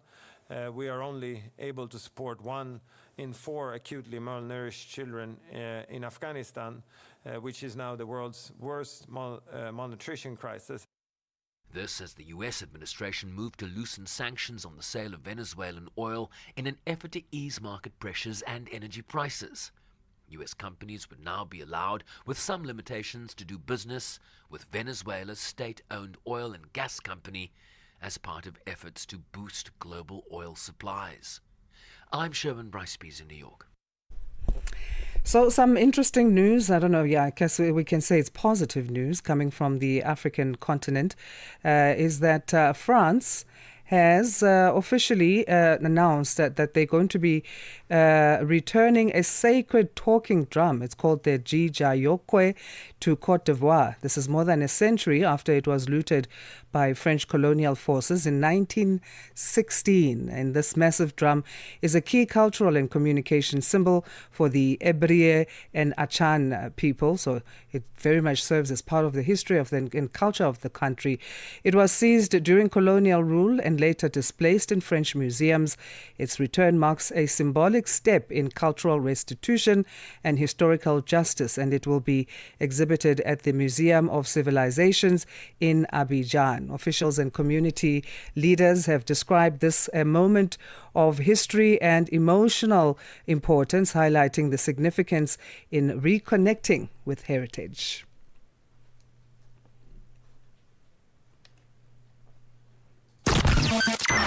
Wake up to the essence of the continent.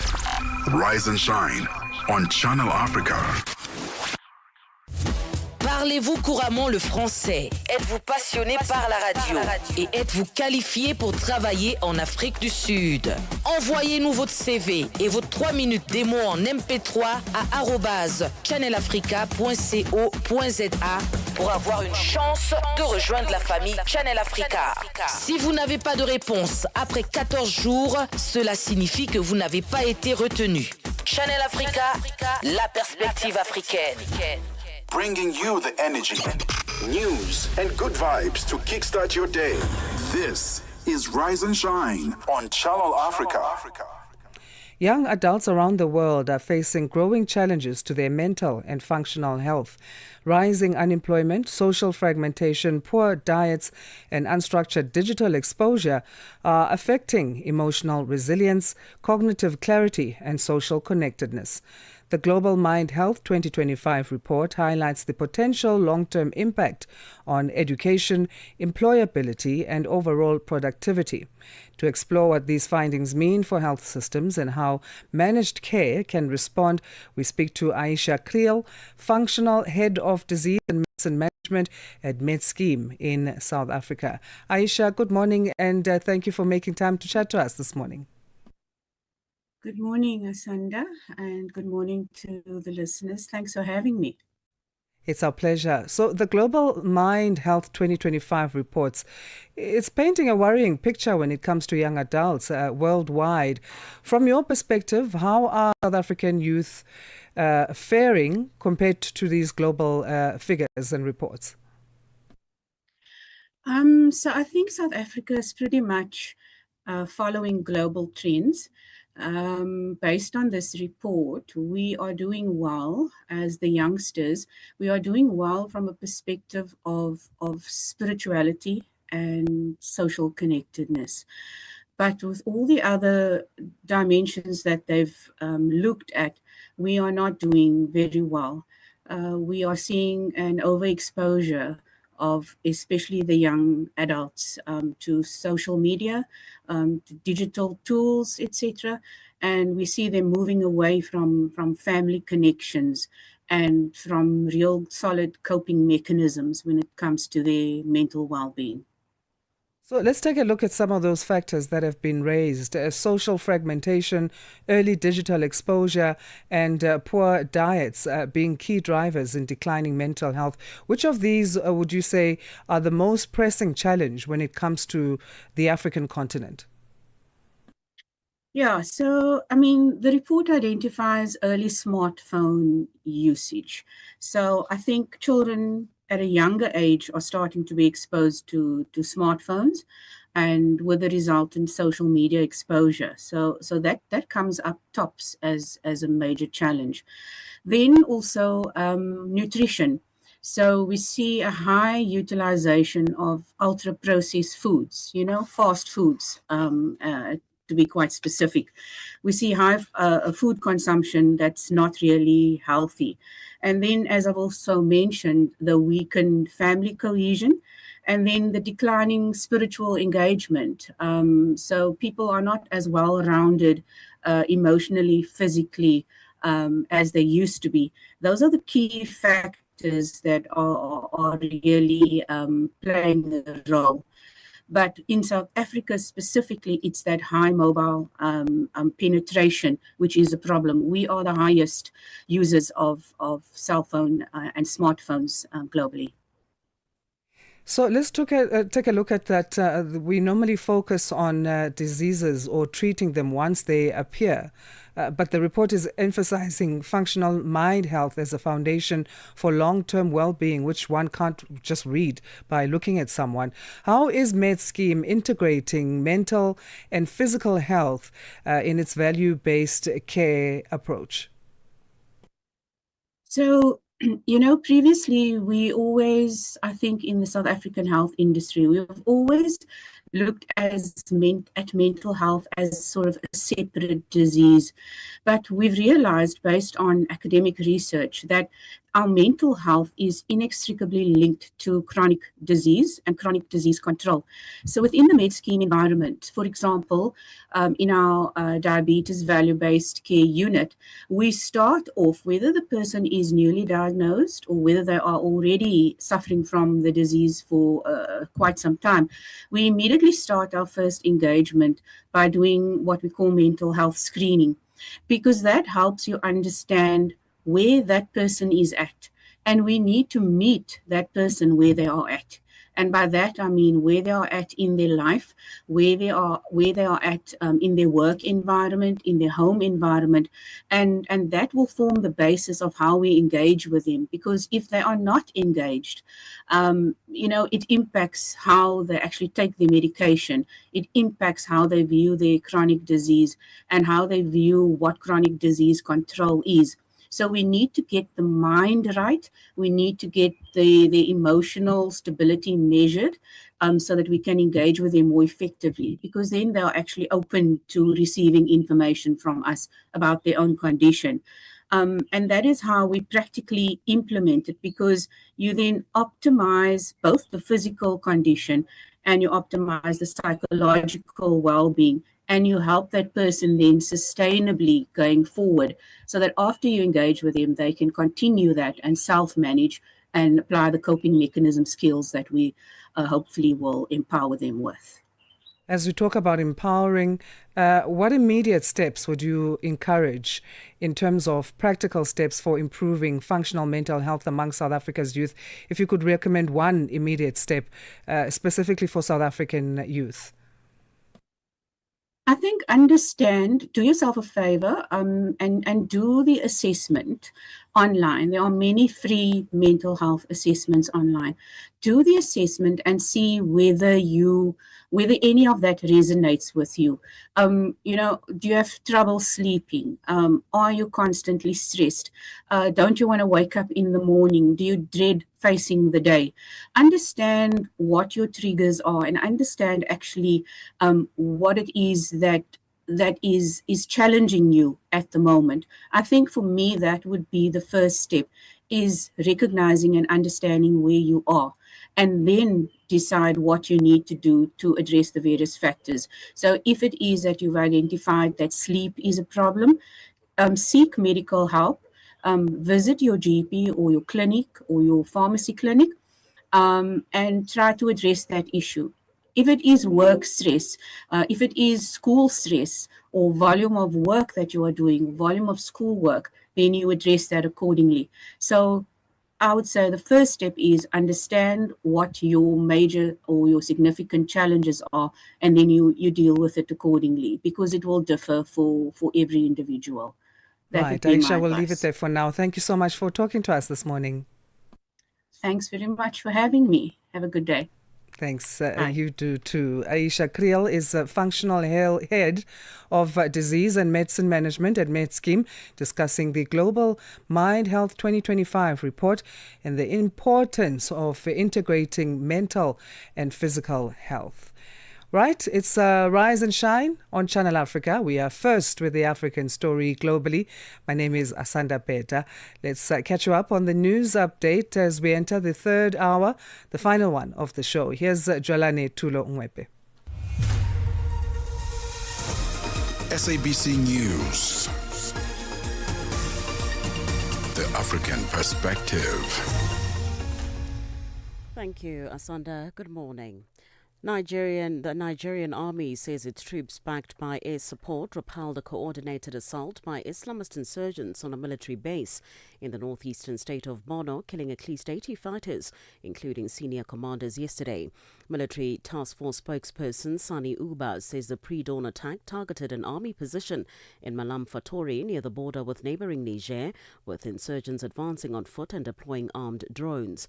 The assault follows multiple suicide bombings on Monday in Maiduguri, the capital of Borno, that killed at least 23 and left more than 100 wounded. Boko Haram and the Islamic State West Africa Province, or ISWAP, fighters have intensified attacks on military bases in recent weeks in Borno, the epicenter of Nigeria's 17-year Islamist insurgency. The Mozambican Navy is accused of killing at least 13 fishermen at the weekend as the military battle a long-running insurgency. Locals say forces targeted 14 boats near the port of Mokaimbua da Paira. The BBC's Shinganyoka has the story. Witnesses described scenes of panic as Navy forces allegedly opened fire on fishing boats early Sunday. At least 13 people were reportedly killed and several others injured as they tried to flee the gunfire. Neither the government nor the military have confirmed the incident. At least 2 similar attacks on civilians involving naval forces were recorded last year, according to a local human rights group. Mozambique's military has battled militants in the oil-rich province of Cabo Delgado since 2017. The evidence leader in Parliament's ad hoc committee looking into concerns of national security, Advocate Norman Arendse, questions South Africa's KwaZulu-Natal Provincial Police Commissioner Lieutenant General Nhlanhla Mkhwanazi on whether a person called Steve Mutsumi could be another possible alleged criminal cartel kingpin. The committee, that was established as a result of explosive allegations Mkhwanazi made during a press conference in July last year, concluded with him as its last witness yesterday. Some of those allegations include what is so-called the Big Five criminal cartel that has allegedly infiltrated SAPS. 2 of those alleged cartel kingpins, Vusimuzi Katmatlala and Katiso Molefe, have been identified by Mkhwanazi. This is how Mkhwanazi answered Arendse on whether Mutsumi could be a third alleged criminal cartel kingpin. Councillor, as a legal person, you'll know that we cannot, as police, pronounce on people that are not before court. But it's a character that the police officers are afraid to even call his name. It's a character that even the judge at the Matlanga Commission was concerned about the police being so afraid. So Steve Mutsumi is such a character. I'll leave it there. I don't want to go into details. You can read between the lines. Still in South Africa, the Department of Cooperative Governance and Traditional Affairs in the Eastern Cape province says it has noted with concern circulating videos of Nigerian nationals establishing a kingdom at Kugombo. The matter has sparked outrage on social media, with locals expressing their dissatisfaction over it. The department says it intends to escalate the matter to the Office of the Premier. It wants diplomatic engagements to be held with the High Commissioner of Nigeria in Pretoria in an effort to correct what it terms an anomaly. The department spokesperson, Pielo Wolifant, says the matter is receiving serious attention. The Department of Cooperative Governance and Traditional Affairs in the Eastern Cape does not know of any legally recognized kingdom of Nigeria in the Eastern Cape. The only relationship South Africa has with the Federal Republic of Nigeria is through the High Commission of Nigeria in Pretoria. Iranian missile attacks have caused significant damage to Qatar's major energy industry site. Operations at a gas facility have been halted. Iran has also launched strikes against Saudi Arabia and the United Arab Emirates. This is in retaliation for a strike from the US and Israel on a key gas field. The BBC's Kashaya Jornadi has the story. Qatar is one of the few Arab countries who's had a cordial, friendly relations with Tehran in the past years. It had played a mediation role between Iran and the US, and immediately after South Pars was attacked by Israel, the Qatari foreign ministry issued a statement condemning it, and now Iran is like hitting them. For any news stories you would like to share with us, please do send an email to newsroom@channelafrica.co.za or call us on +27 11714 4459. For Channel Africa News, I'm Jolani Tulo Mwepe. SABC News.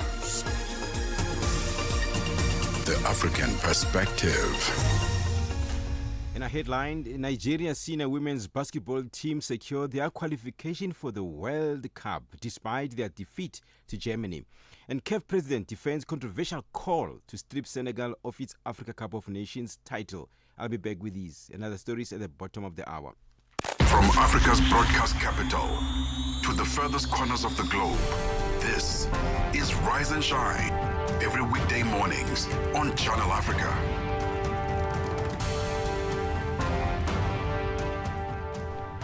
Rise and shine with us, Africa, and thank you for staying with us as we enter the third and final hour of the show. My name is Asanda Beda. Good morning, and of course you can stay connected to Africa and the world via Channel Africa, the international voice of the South African Broadcasting Corporation.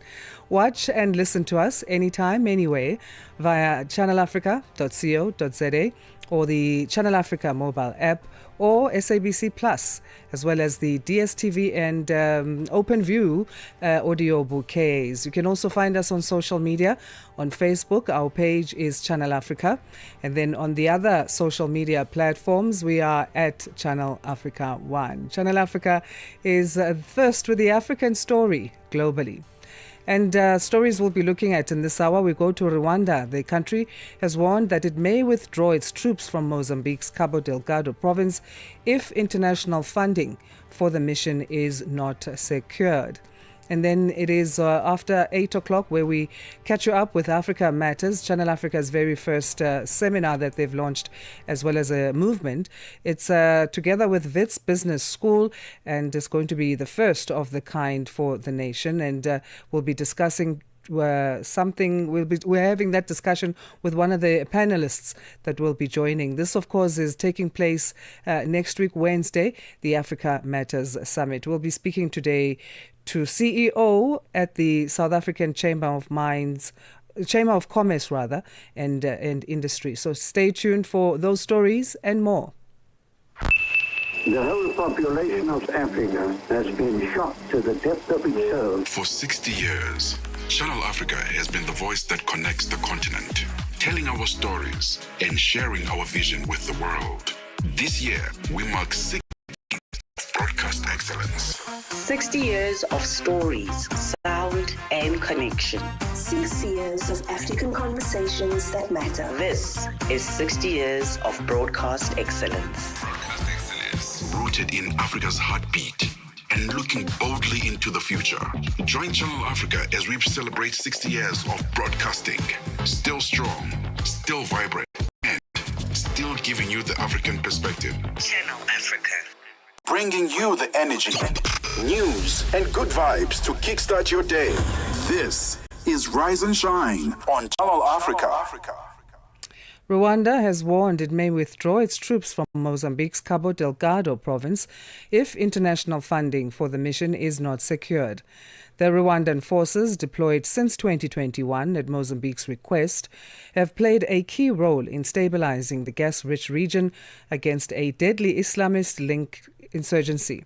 For more analysis on the broader security implications of this development, we joined on the line by Mozambican civil activist and director of the NGO Decide Mozambique, Wilka Diaz. Wilka, good morning and thanks for making time to chat to us. Good morning and thank you so much.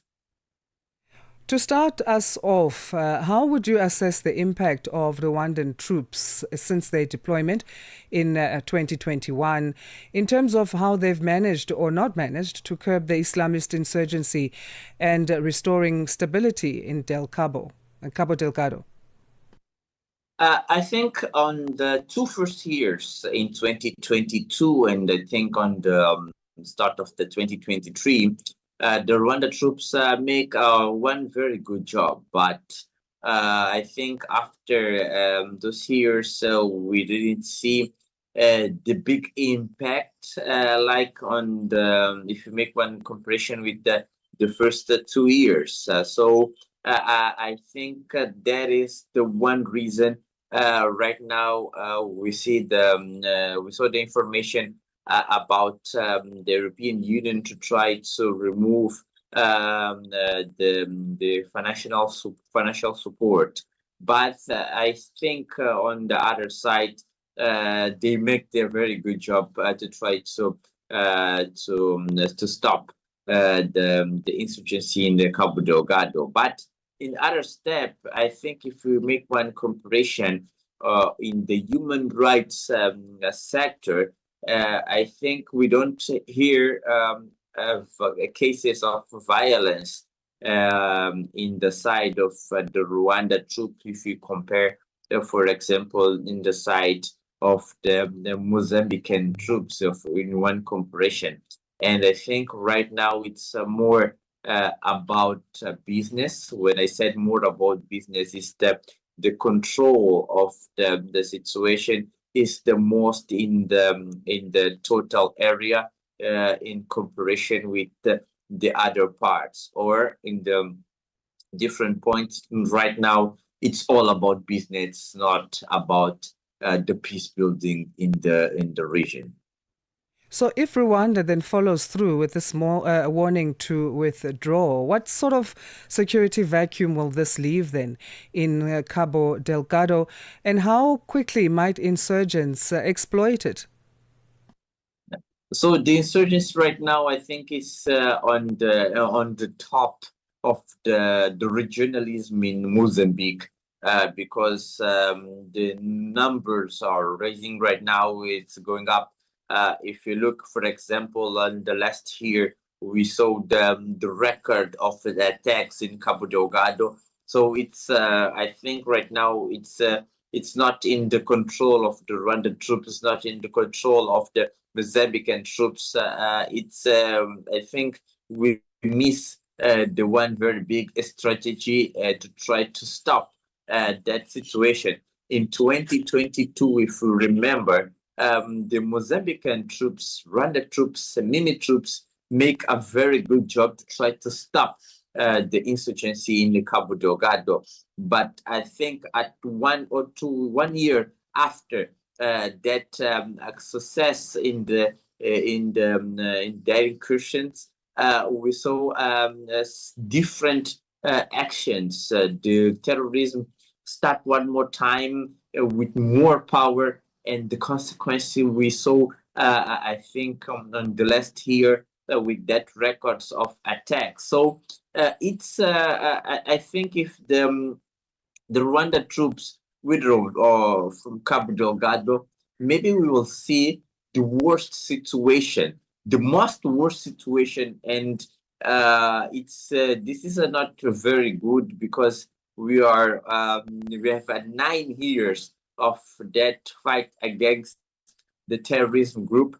But I think with or without the Rwanda troops, maybe we will see the same thing, because, like I said, the Rwanda troops right now have a more it's the big preoccupation for now. It's to protect the mineral resources in total, and that is the one reason I said that is very bad. And in the other side, we don't have the big capacity in materials to try to stop that type of insurgency in Mozambique.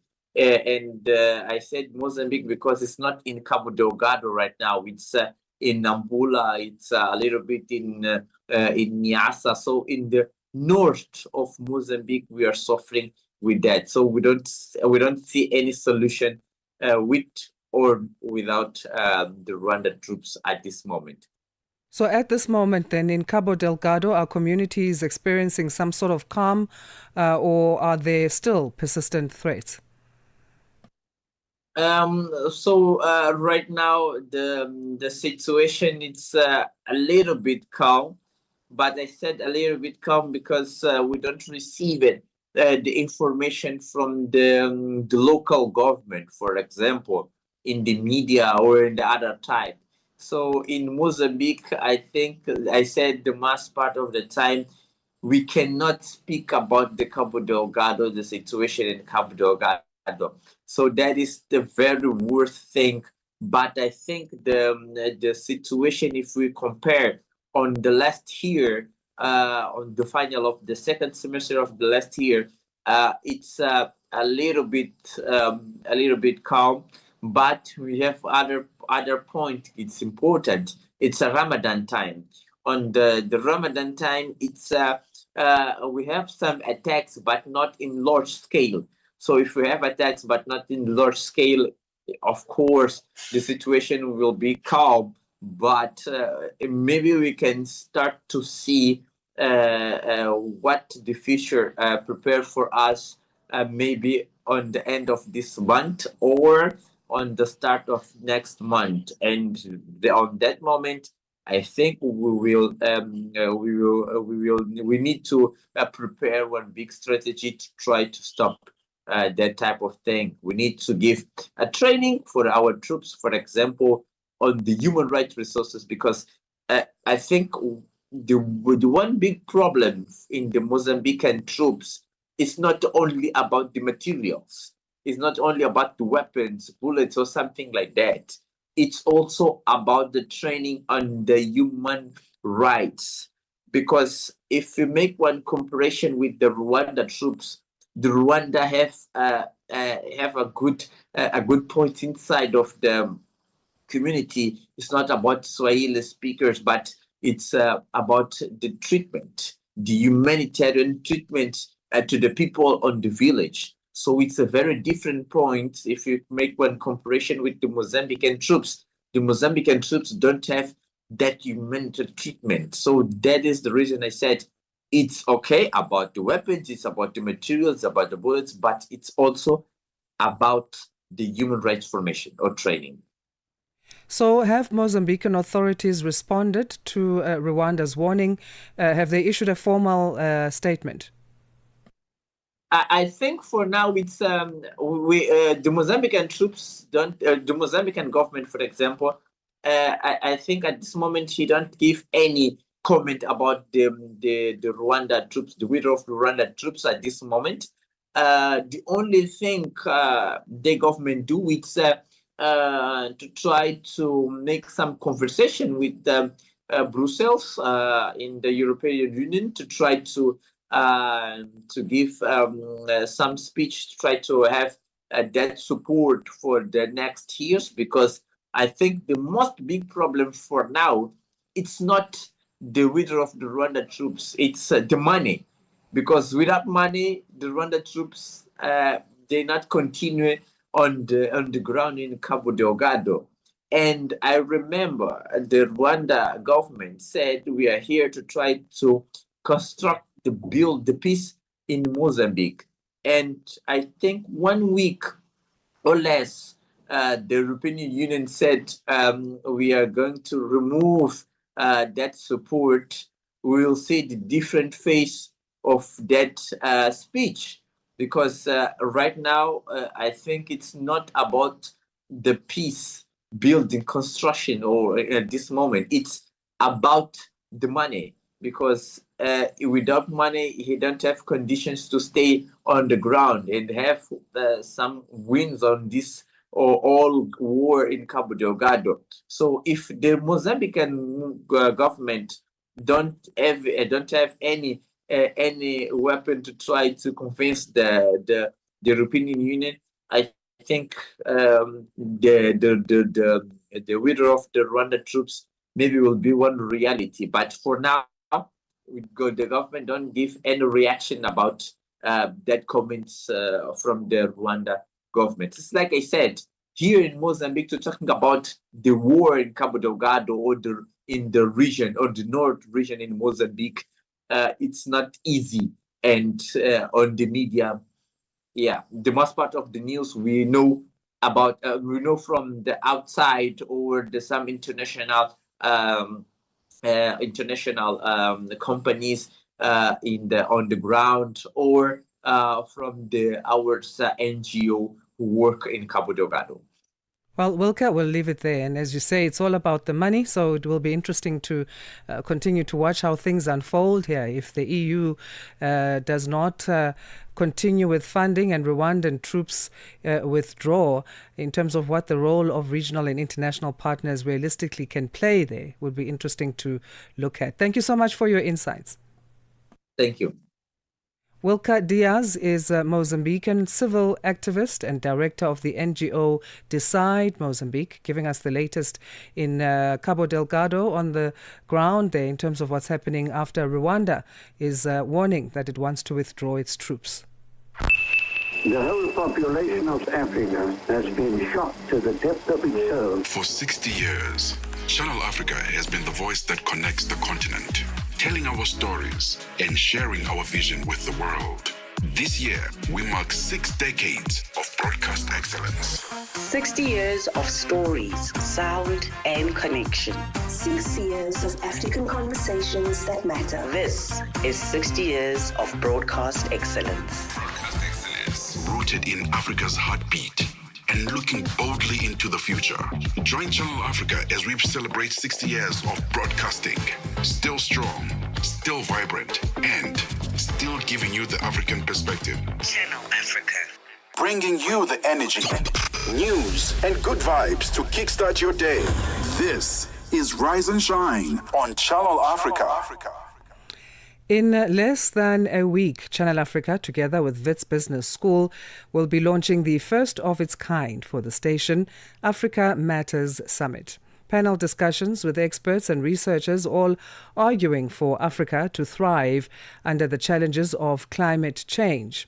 The summit will take place in Johannesburg, South Africa, under the theme Financing Africa's Recovery. To talk to us about the significance of such a summit, we're now joined on the line by CEO at the South African Chamber of Commerce and Industry, Alan Mukoki. Alan, a very good morning to you, and thanks for making time to talk to us this morning. Good morning to you, and good morning to your listeners as well. So what is the significance of this summit for you, specifically in this moment? How do you read into this launch of Africa Matters? Well, I think that it's a very important initiative. As you'd appreciate, we at the South African Chamber of Commerce and Industry are, I think, charged with the idea of ensuring that investment, trade and investment is going to be the central pillar of what we're able to do in not only South Africa, but the rest of the continent as well. We have an opportunity, This is going to be a place that is one of the most investable continents in the world over the coming years. We did not fail. So we are going to always join up with any of the people who are the protagonists who are trying to put up platforms and templates for any of the areas that we believe are very important to drive economic development and alleviate all the issues relating to poverty, inequality, and unemployment. What will your or some of your arguments be then during the summit? We're talking climate change, particularly with the focus on financing Africa's recovery.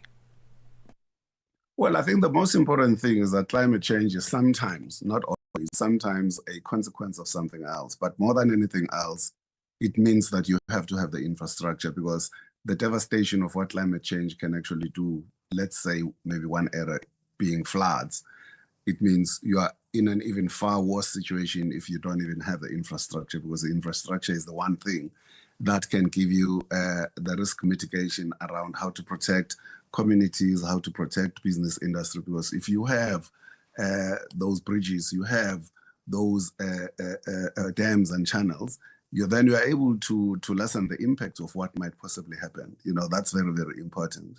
There are things, of course, that you're not always going to be able to protect against, but luckily in Africa, we have not necessarily always been susceptible to things like earthquakes. But even in that particular environment, it would then mean you got to learn from people like Japan in terms of how to make the kinds of buildings that, if we were susceptible to that, that would resist and sustain that level of damage. But I think that in the context of Africa generally, what you probably would see is things relating to weather in terms of inclement, whether it's going to be droughts, whether it's going to be,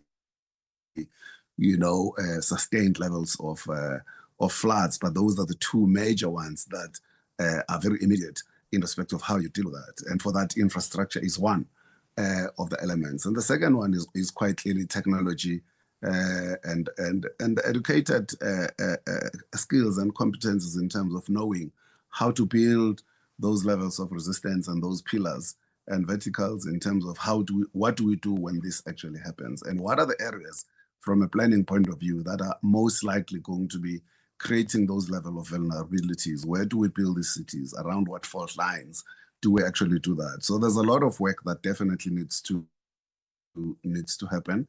And I think that in all, we have not been as devastated, but that does not necessarily mean this is not actually going to happen.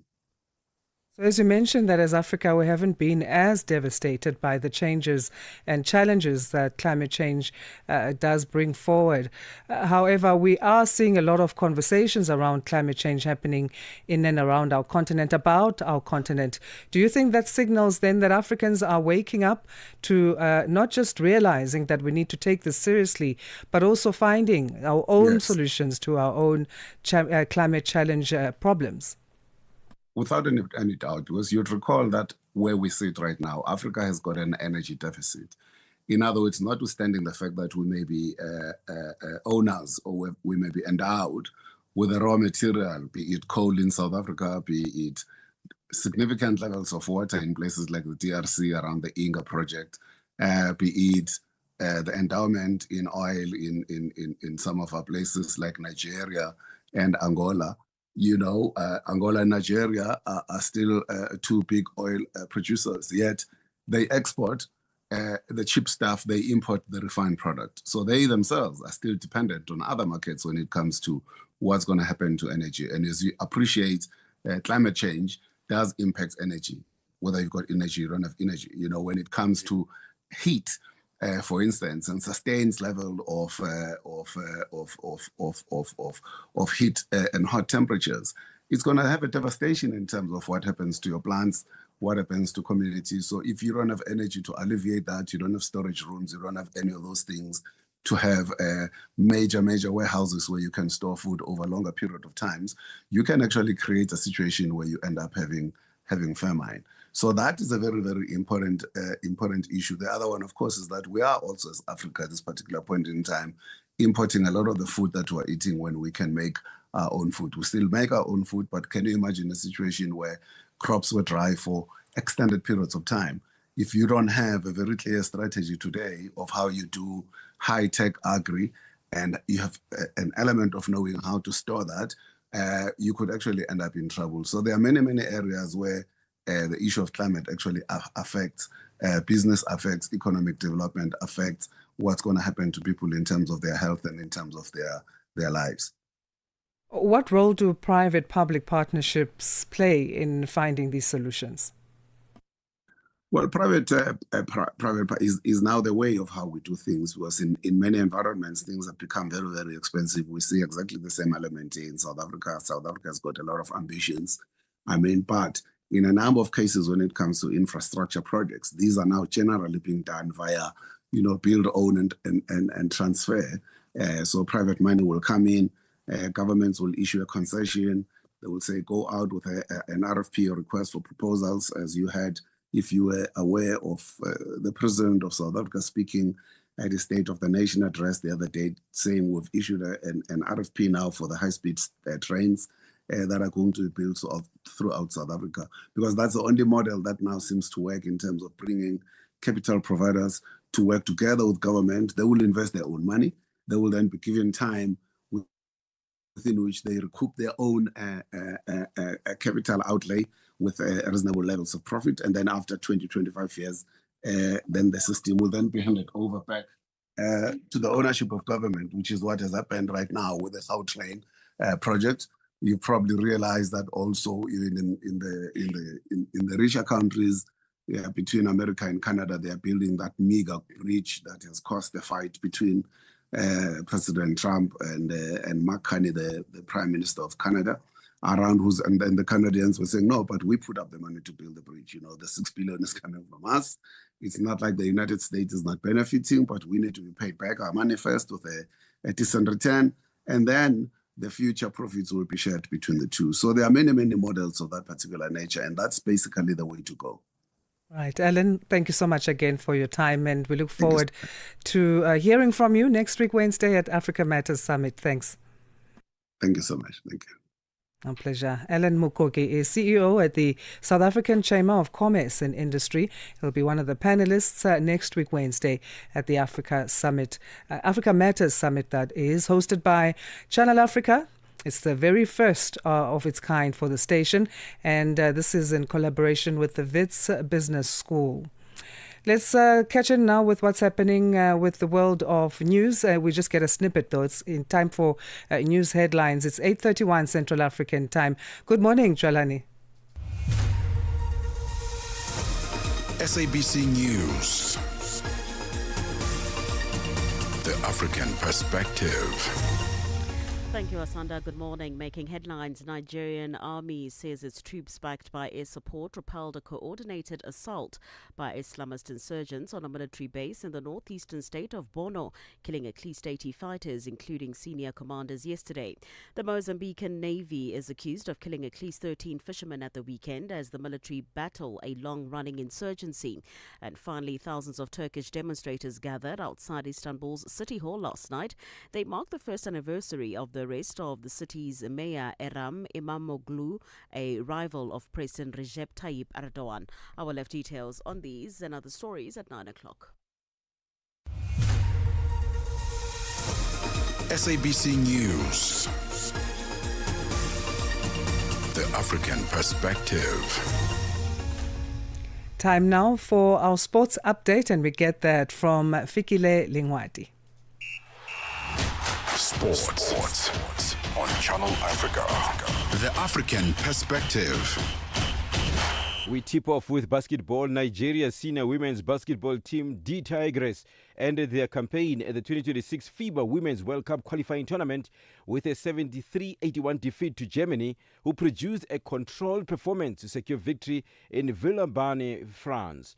Germany led at the end of every quarter and controlled the contest for more than 33 minutes, gradually pulling away in the final period after resisting Nigeria's challenge. The results saw Nigeria finish the qualifying tournament with a 2-win, 3-loss record, having earlier recorded victories over Colombia and Philippines, while suffering defeats to South Korea, France and Germany. Despite the mixed results, Nigeria had already secured qualification for the 2026 FIBA Women's Basketball World Cup in Berlin after winning the 2025 Women's AfroBasket August 2025, with the qualifiers serving as preparation for the global tournament scheduled to take place in Berlin, Germany from the 4th to the 13th of September. Africa's football's governing body, CAF President Patrice Motsepe, breaks his silence after CAF stripped Senegal of AFCON 2025 title. CAF announced that it had stripped Senegal of the title on Tuesday after reviewing the judgment into the incidents during the final in January. The decision sparked massive reactions among African football fans and dignitaries and prompted a reaction from CAF President. Motsepe says he was informed about the decision. I've been informed of the ruling by the CAF Appeals Board concerning the appeal by Morocco relating to the AFCON Morocco 2025 final match. I previously expressed my extreme disappointment with the incidences that took place at the final match, and the important thing of what happened on that final match is it undermines the good work that CAF has done over many, many years to ensure that there's integrity, that there's respect, that there's ethics, that there's governance, as well as credibility. Finally, cycling, Tadej Pogacar and Mathieu van der Poel are set to face off for the first time this season as cycling's preeminent one-day riders vie for glory at the 298-kilometer long Milan-San Remo on Saturday. For any sports stories you'd like to share with us, please send an email to newsroom@channelafrica.co.za or call us on +2711 714 4459. This is Channel Africa Sport with me, Figile Nwati. Sports on Channel Africa. The African Perspective. Coming up, we'll talk about a Belgian court that's opened a new way for a landmark trial. This into the 1961 assassination of Congo's first Prime Minister, Patrice Lumumba. We'll find out what the latest is there from General Secretary of the European Center for Constitutional and Human Rights and Legal Counsel for the Lumumba family. Stay with us. Hi there. Do you want to elevate your business and give it a voice in South Africa and Africa as a whole? Well, in that case, let Channel Africa make this a possibility. Channel Africa is willing to advertise your business for as little as 30,000 rands or $1,719.18. To get access to these great rates, send all requests to mukwenata@SABC. That's MOKOENATA@SABC. Channel Africa, the African Perspective. Bringing you the energy, news, and good vibes to kickstart your day. This is Rise and Shine on Channel Africa. Let's catch you up now with what's happening in the world of business on Rise and Shine. We say good morning to Nosipo Zuma. Business news on Channel Africa. The African Perspective.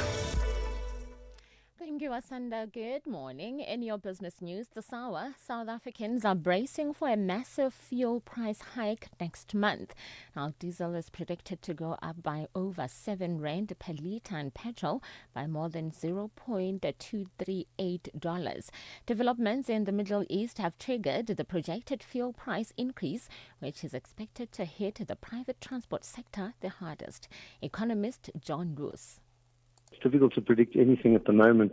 It's a very uncertain how this conflict progresses. But yes, should we have this sustained elevated oil price and it feeds through into significantly higher petrol prices, typically the first impact and the most significant impact would be on private transport users. They would start immediately paying more because of a petrol price that goes up early April. South African Power Utility Eskom says it is making steady progress in improving performance, but warns that rising municipal debt could derail those gains. Eskom briefed Parliament's Portfolio Committee on Electricity and Energy on its latest operational and financial performance.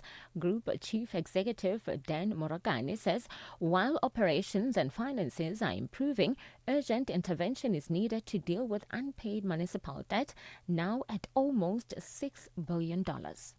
We remain on a path of sustaining the performance improvements that we have seen. We are also addressing emerging risks, and one of those, as the team has highlighted, is this uncontrollable growth in the municipality debt. Between Q2 and Q3 that we have indicated here. We're seeing some improvements. Chair, the areas of headwinds that Matthew expanded on remain our focal points. Kenya will today restart a multi-billion-dollar rail extension that was financed through the revenue securitization, reviving a project that has been stalled for over 6 years after initial lending from Beijing dried up. The railway's first section, linking the port of Mombasa to Nairobi, was completed in 2017. But after China slashed funding for large African infrastructure projects under its Belt and Road initiatives, the project stalled near the Rift Valley town of Naivasha, more than 350 kilometers short of reaching the Ugandan border, and delaying a planned cross-border link to boost regional connectivity and commerce. Critics have said the stalled project had become a symbol of China's debt trap diplomacy, with Beijing extending large, often opaque loans to a poorer country for infrastructure projects, though that is a claim rejected by the Chinese government.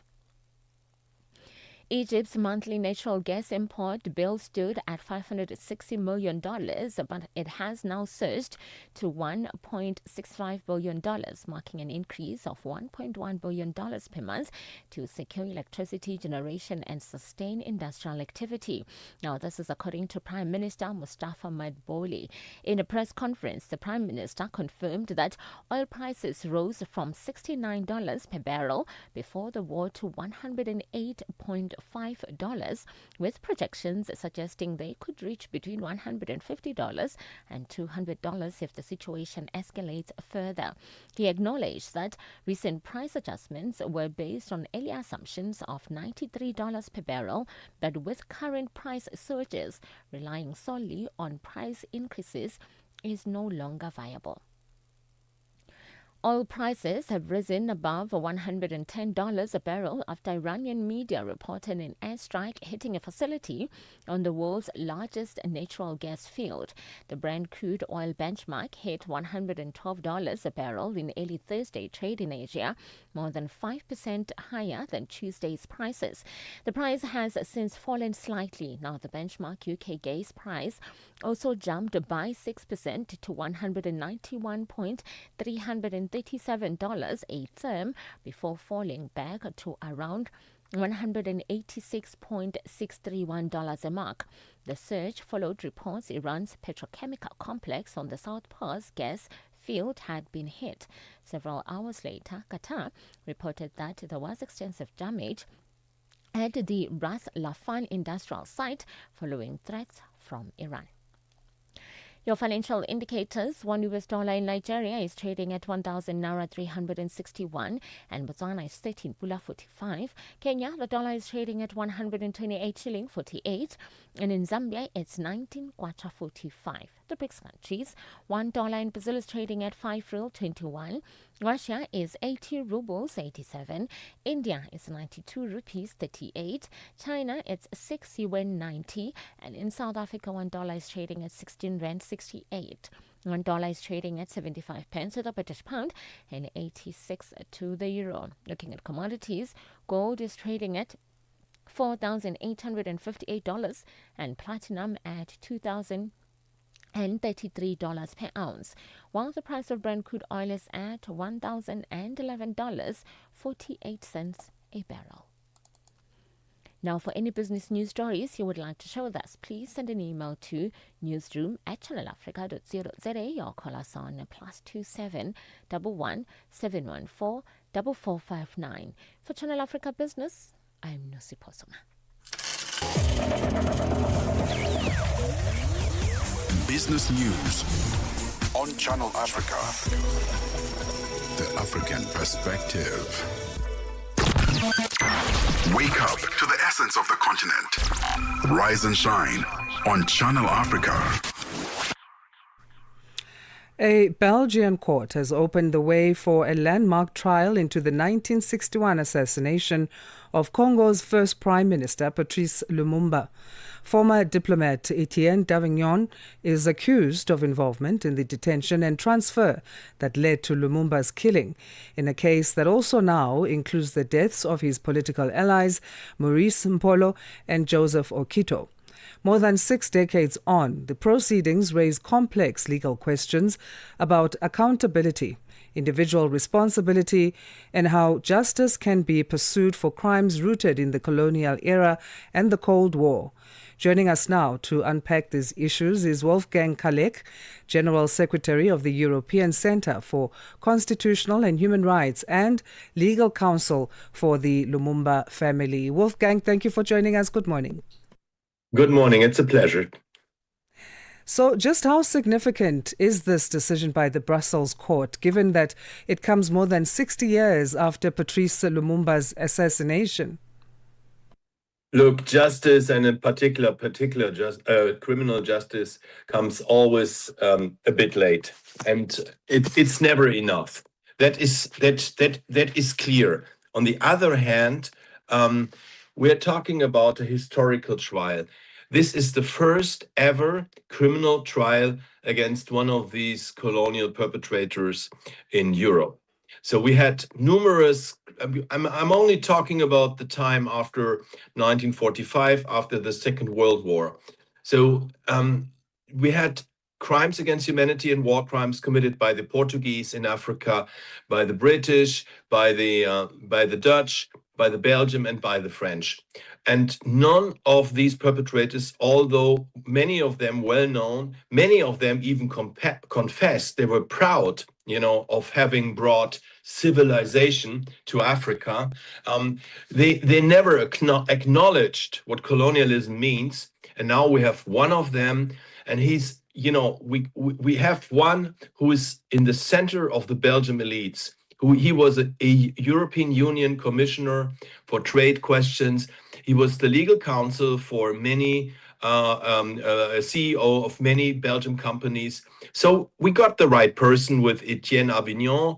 And we're not only talking about the single case, the single criminal case, but we're talking about colonialism as such. From a legal standpoint, how difficult is it to prosecute a case after so many decades? This is way back from 1961. It's 65 years ago. I mean, yes, it's that as such it is a real problem. But on the other hand, the Belgian parliament, like 20 years ago, established an inquiry commission, and this is the basis for the prosecution. And so we can count on that. That's the one thing. The other thing is, of course, it's always difficult to pursue state crimes. I mean, you in South Africa know it, we in Germany know it. But imagine, we have still perpetrators of the Nazi times being brought on trial in their 90s right now. These years. So obviously, it's not always about the single case. It's the single case. And I think that the Lumumba family sees this as well. The single case is just a step towards justice, but it's a step. And we have to acknowledge that before, nobody really talked about the assassination. The Belgian elites wanted to forget it. The Belgian state didn't want to raise this issue. And now the Lumumba family brought it back on the table. And there it is, and obviously we know it from the reactions from all over the world. Lumumba is a symbol, and that is important. Lumumba is a symbol because he wanted to distribute the richness of Congo to the own population, and that is what not happened in the 65 years ago, and that is also something we want to bring on the table. Etienne d'Avignon was also a relatively junior diplomat at that time. So how does the law assess individual responsibility within the broader political system? Look, you can perfectly argue like you argued, and that is what his defense is saying. He was just a junior diplomat. But I mean, like a maneuver, a complex plan to overthrow the Lumumba government, then to arrest him, to transfer him, to torture him, to kill him.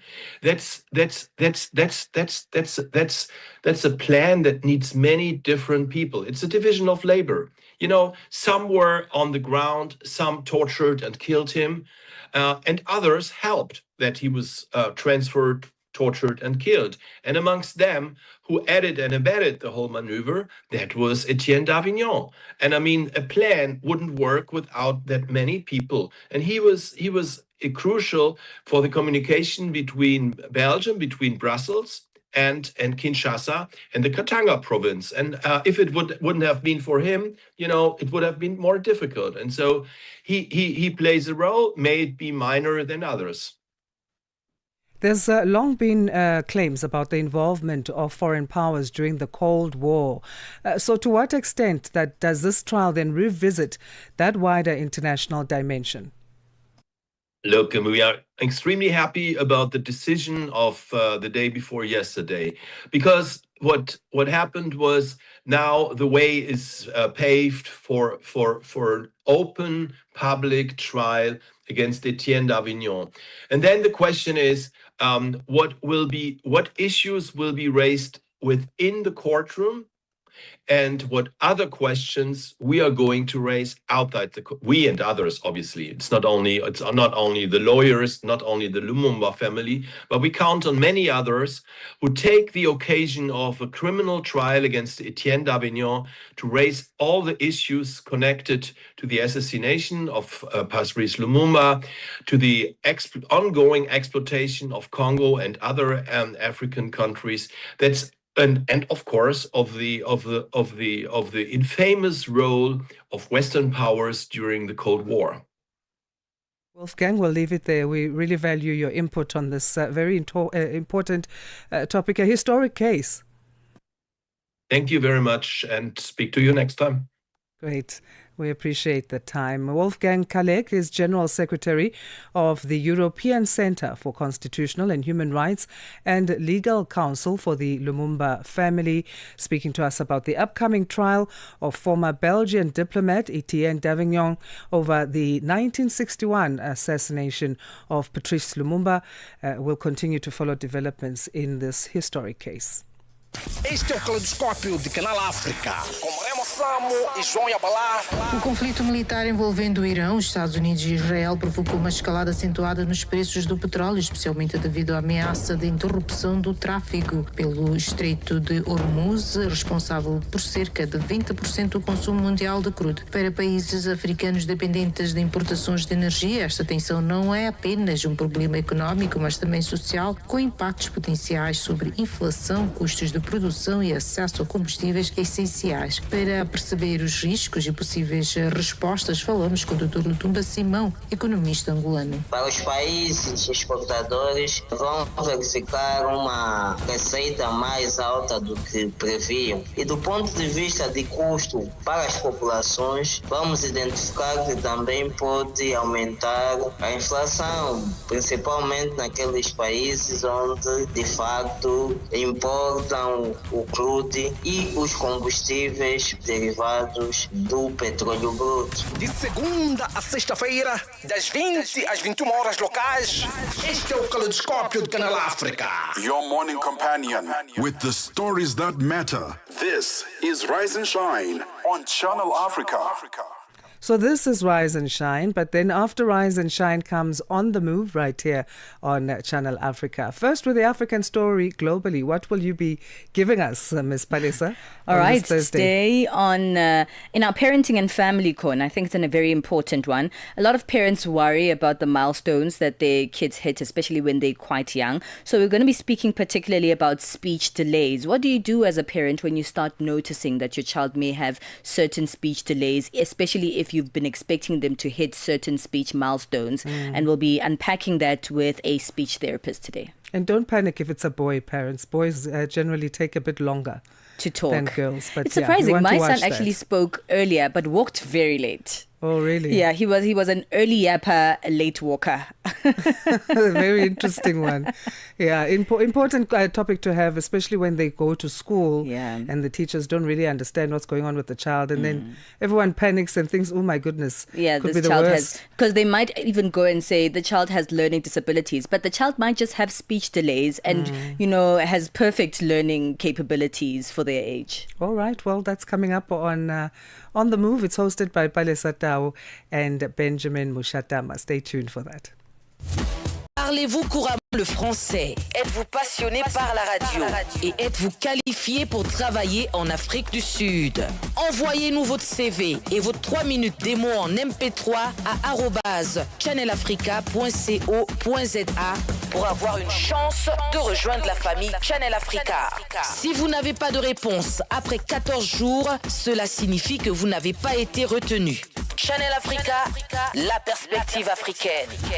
Your morning companion with the stories that matter. This is Rise and Shine on Channel Africa. South Africa's Department of Employment and Labour, in collaboration with the RAND Mutual Assurance, is hosting a 3-day National Occupational Health and Safety Conference in Gauteng. Over 600 occupational health and safety inspectors from across the country are in attendance. The conference is taking place under the theme Compliance, Prevention in Practice. Here's Sisi Sikhalo with more on the story. The Department of Employment and Labour in South Africa says the focus of this year's conference is on prevention and also looking at regulatory reforms on how to prevent injuries and diseases. The other focus is to empower the inspectors so that they are able to go back to their respective provinces and ensure that they are proactive in preventing injuries and illnesses. It emerged in the conference that the construction sector is notorious for being non-compliant. Recently, 6 people died and several were injured in the building collapse in the Gauteng province of the country. The Inspector General from the department, Egi Muilwa, has acceded to this, but emphasized that they are strengthening the legislation to deal with those who do not comply. You find that in some instances there's simply no appetite and will to comply, and you know, workplaces, some workplaces go to an extent of budgeting for fines and all of that. And although we're saying the law is there, but there are weaknesses in our laws. Hence, we've undergone some reforms. We're sitting now with an OHS bill which is trying to close some of the gaps, because what is happening is that when it comes to issues of fines, they're very, very lenient, because occupational health and safety, we prosecute it criminally. So there are instances where you can just go to the magistrate court and admit guilt, and you pay 250 rands. So you can imagine, and here we're talking human lives, we're talking instances where people will be losing limbs. So we're strengthening our laws. That's the one thing that we're doing. And we're also saying compliance must just be a culture. And that is why we're bringing in business as well, to say you also need to talk to your people that they must comply voluntarily. The International Labour Organization was also in attendance. The organization relies on member states like South Africa in terms of data collection regarding incidents that are related to safety and health, and that data is compiled and submitted on an annual basis. ILO then monitor in terms of the incidents what happens. Technical specialist for ILO Decent Work Team for Eastern and Southern Africa, Simphiwe Mabele, explains further on what they do and their role in the conference. We also monitor them by sector so that we are able to understand what is the concentration of the occupational safety and health incidents by sector. And we provide the feedback to the member states because they have an obligation to report on their conventions that they have ratified. What also emerged in the conference is that there's less reporting on diseases. The National Institute for Occupational Health provides research, teaching and training, and use their research findings to advise government, business and workers on occupational health and safety. Professor Mzimkhulu Zungu from the Institute elaborates on why there's less reporting on illnesses in workplaces. So when people are exposed to the things that can cause them the disease at the workplace, sometimes they may not be picked up because they do not present with a shock factor like injuries do. And because of that, then they take a long time again to cause illness. And by the time they cause illness, maybe the worker has moved from one company to the next, and it doesn't get picked up because it takes such a long time. Senior Specialist for Occupational Health and Hygiene at the Department of Employment and Labour, Bulelwa Huna, shared with the gathering on how young workers as new entrants in the labor market are vulnerable to getting injured due to their insufficient knowledge in health and safety. Huna emphasized that there's a need to rethink on how these young people can be included in protection measures. They're exposed to hazardous conditions and don't often know how to protect themselves. They're afraid to report unsafe conditions to supervisors, fearing that they may lose their jobs. Then these people will find them in sectors like the retail, hospitality, construction, and also the manufacturing, the subsectors like the chemical, the metal sector. So looking at these sectors, all of them have got hazardous conditions, but the manufacturing and construction are highly hazardous due to the type of work that gets conducted there. So it's important that we address how they get included in health and safety committees, so they bring inputs from a perspective of young workers. The conference ends on Thursday. For Channel Africa, I'm Sisi Sekhalo in Johannesburg, South Africa. And that's how we come to the end of this Thursday's edition of Rise and Shine. We'll do this again tomorrow. Join us at 6 a.m. Central African Time. My name is Asanda Beda. Goodbye from us, and we hand you over now to the team of Palesa Tau and Benjamin Mushatama. Your morning companion with the stories that matter. This is Rise and Shine on Channel Africa. Good morning. It's 9 a.m. Central Africa Time.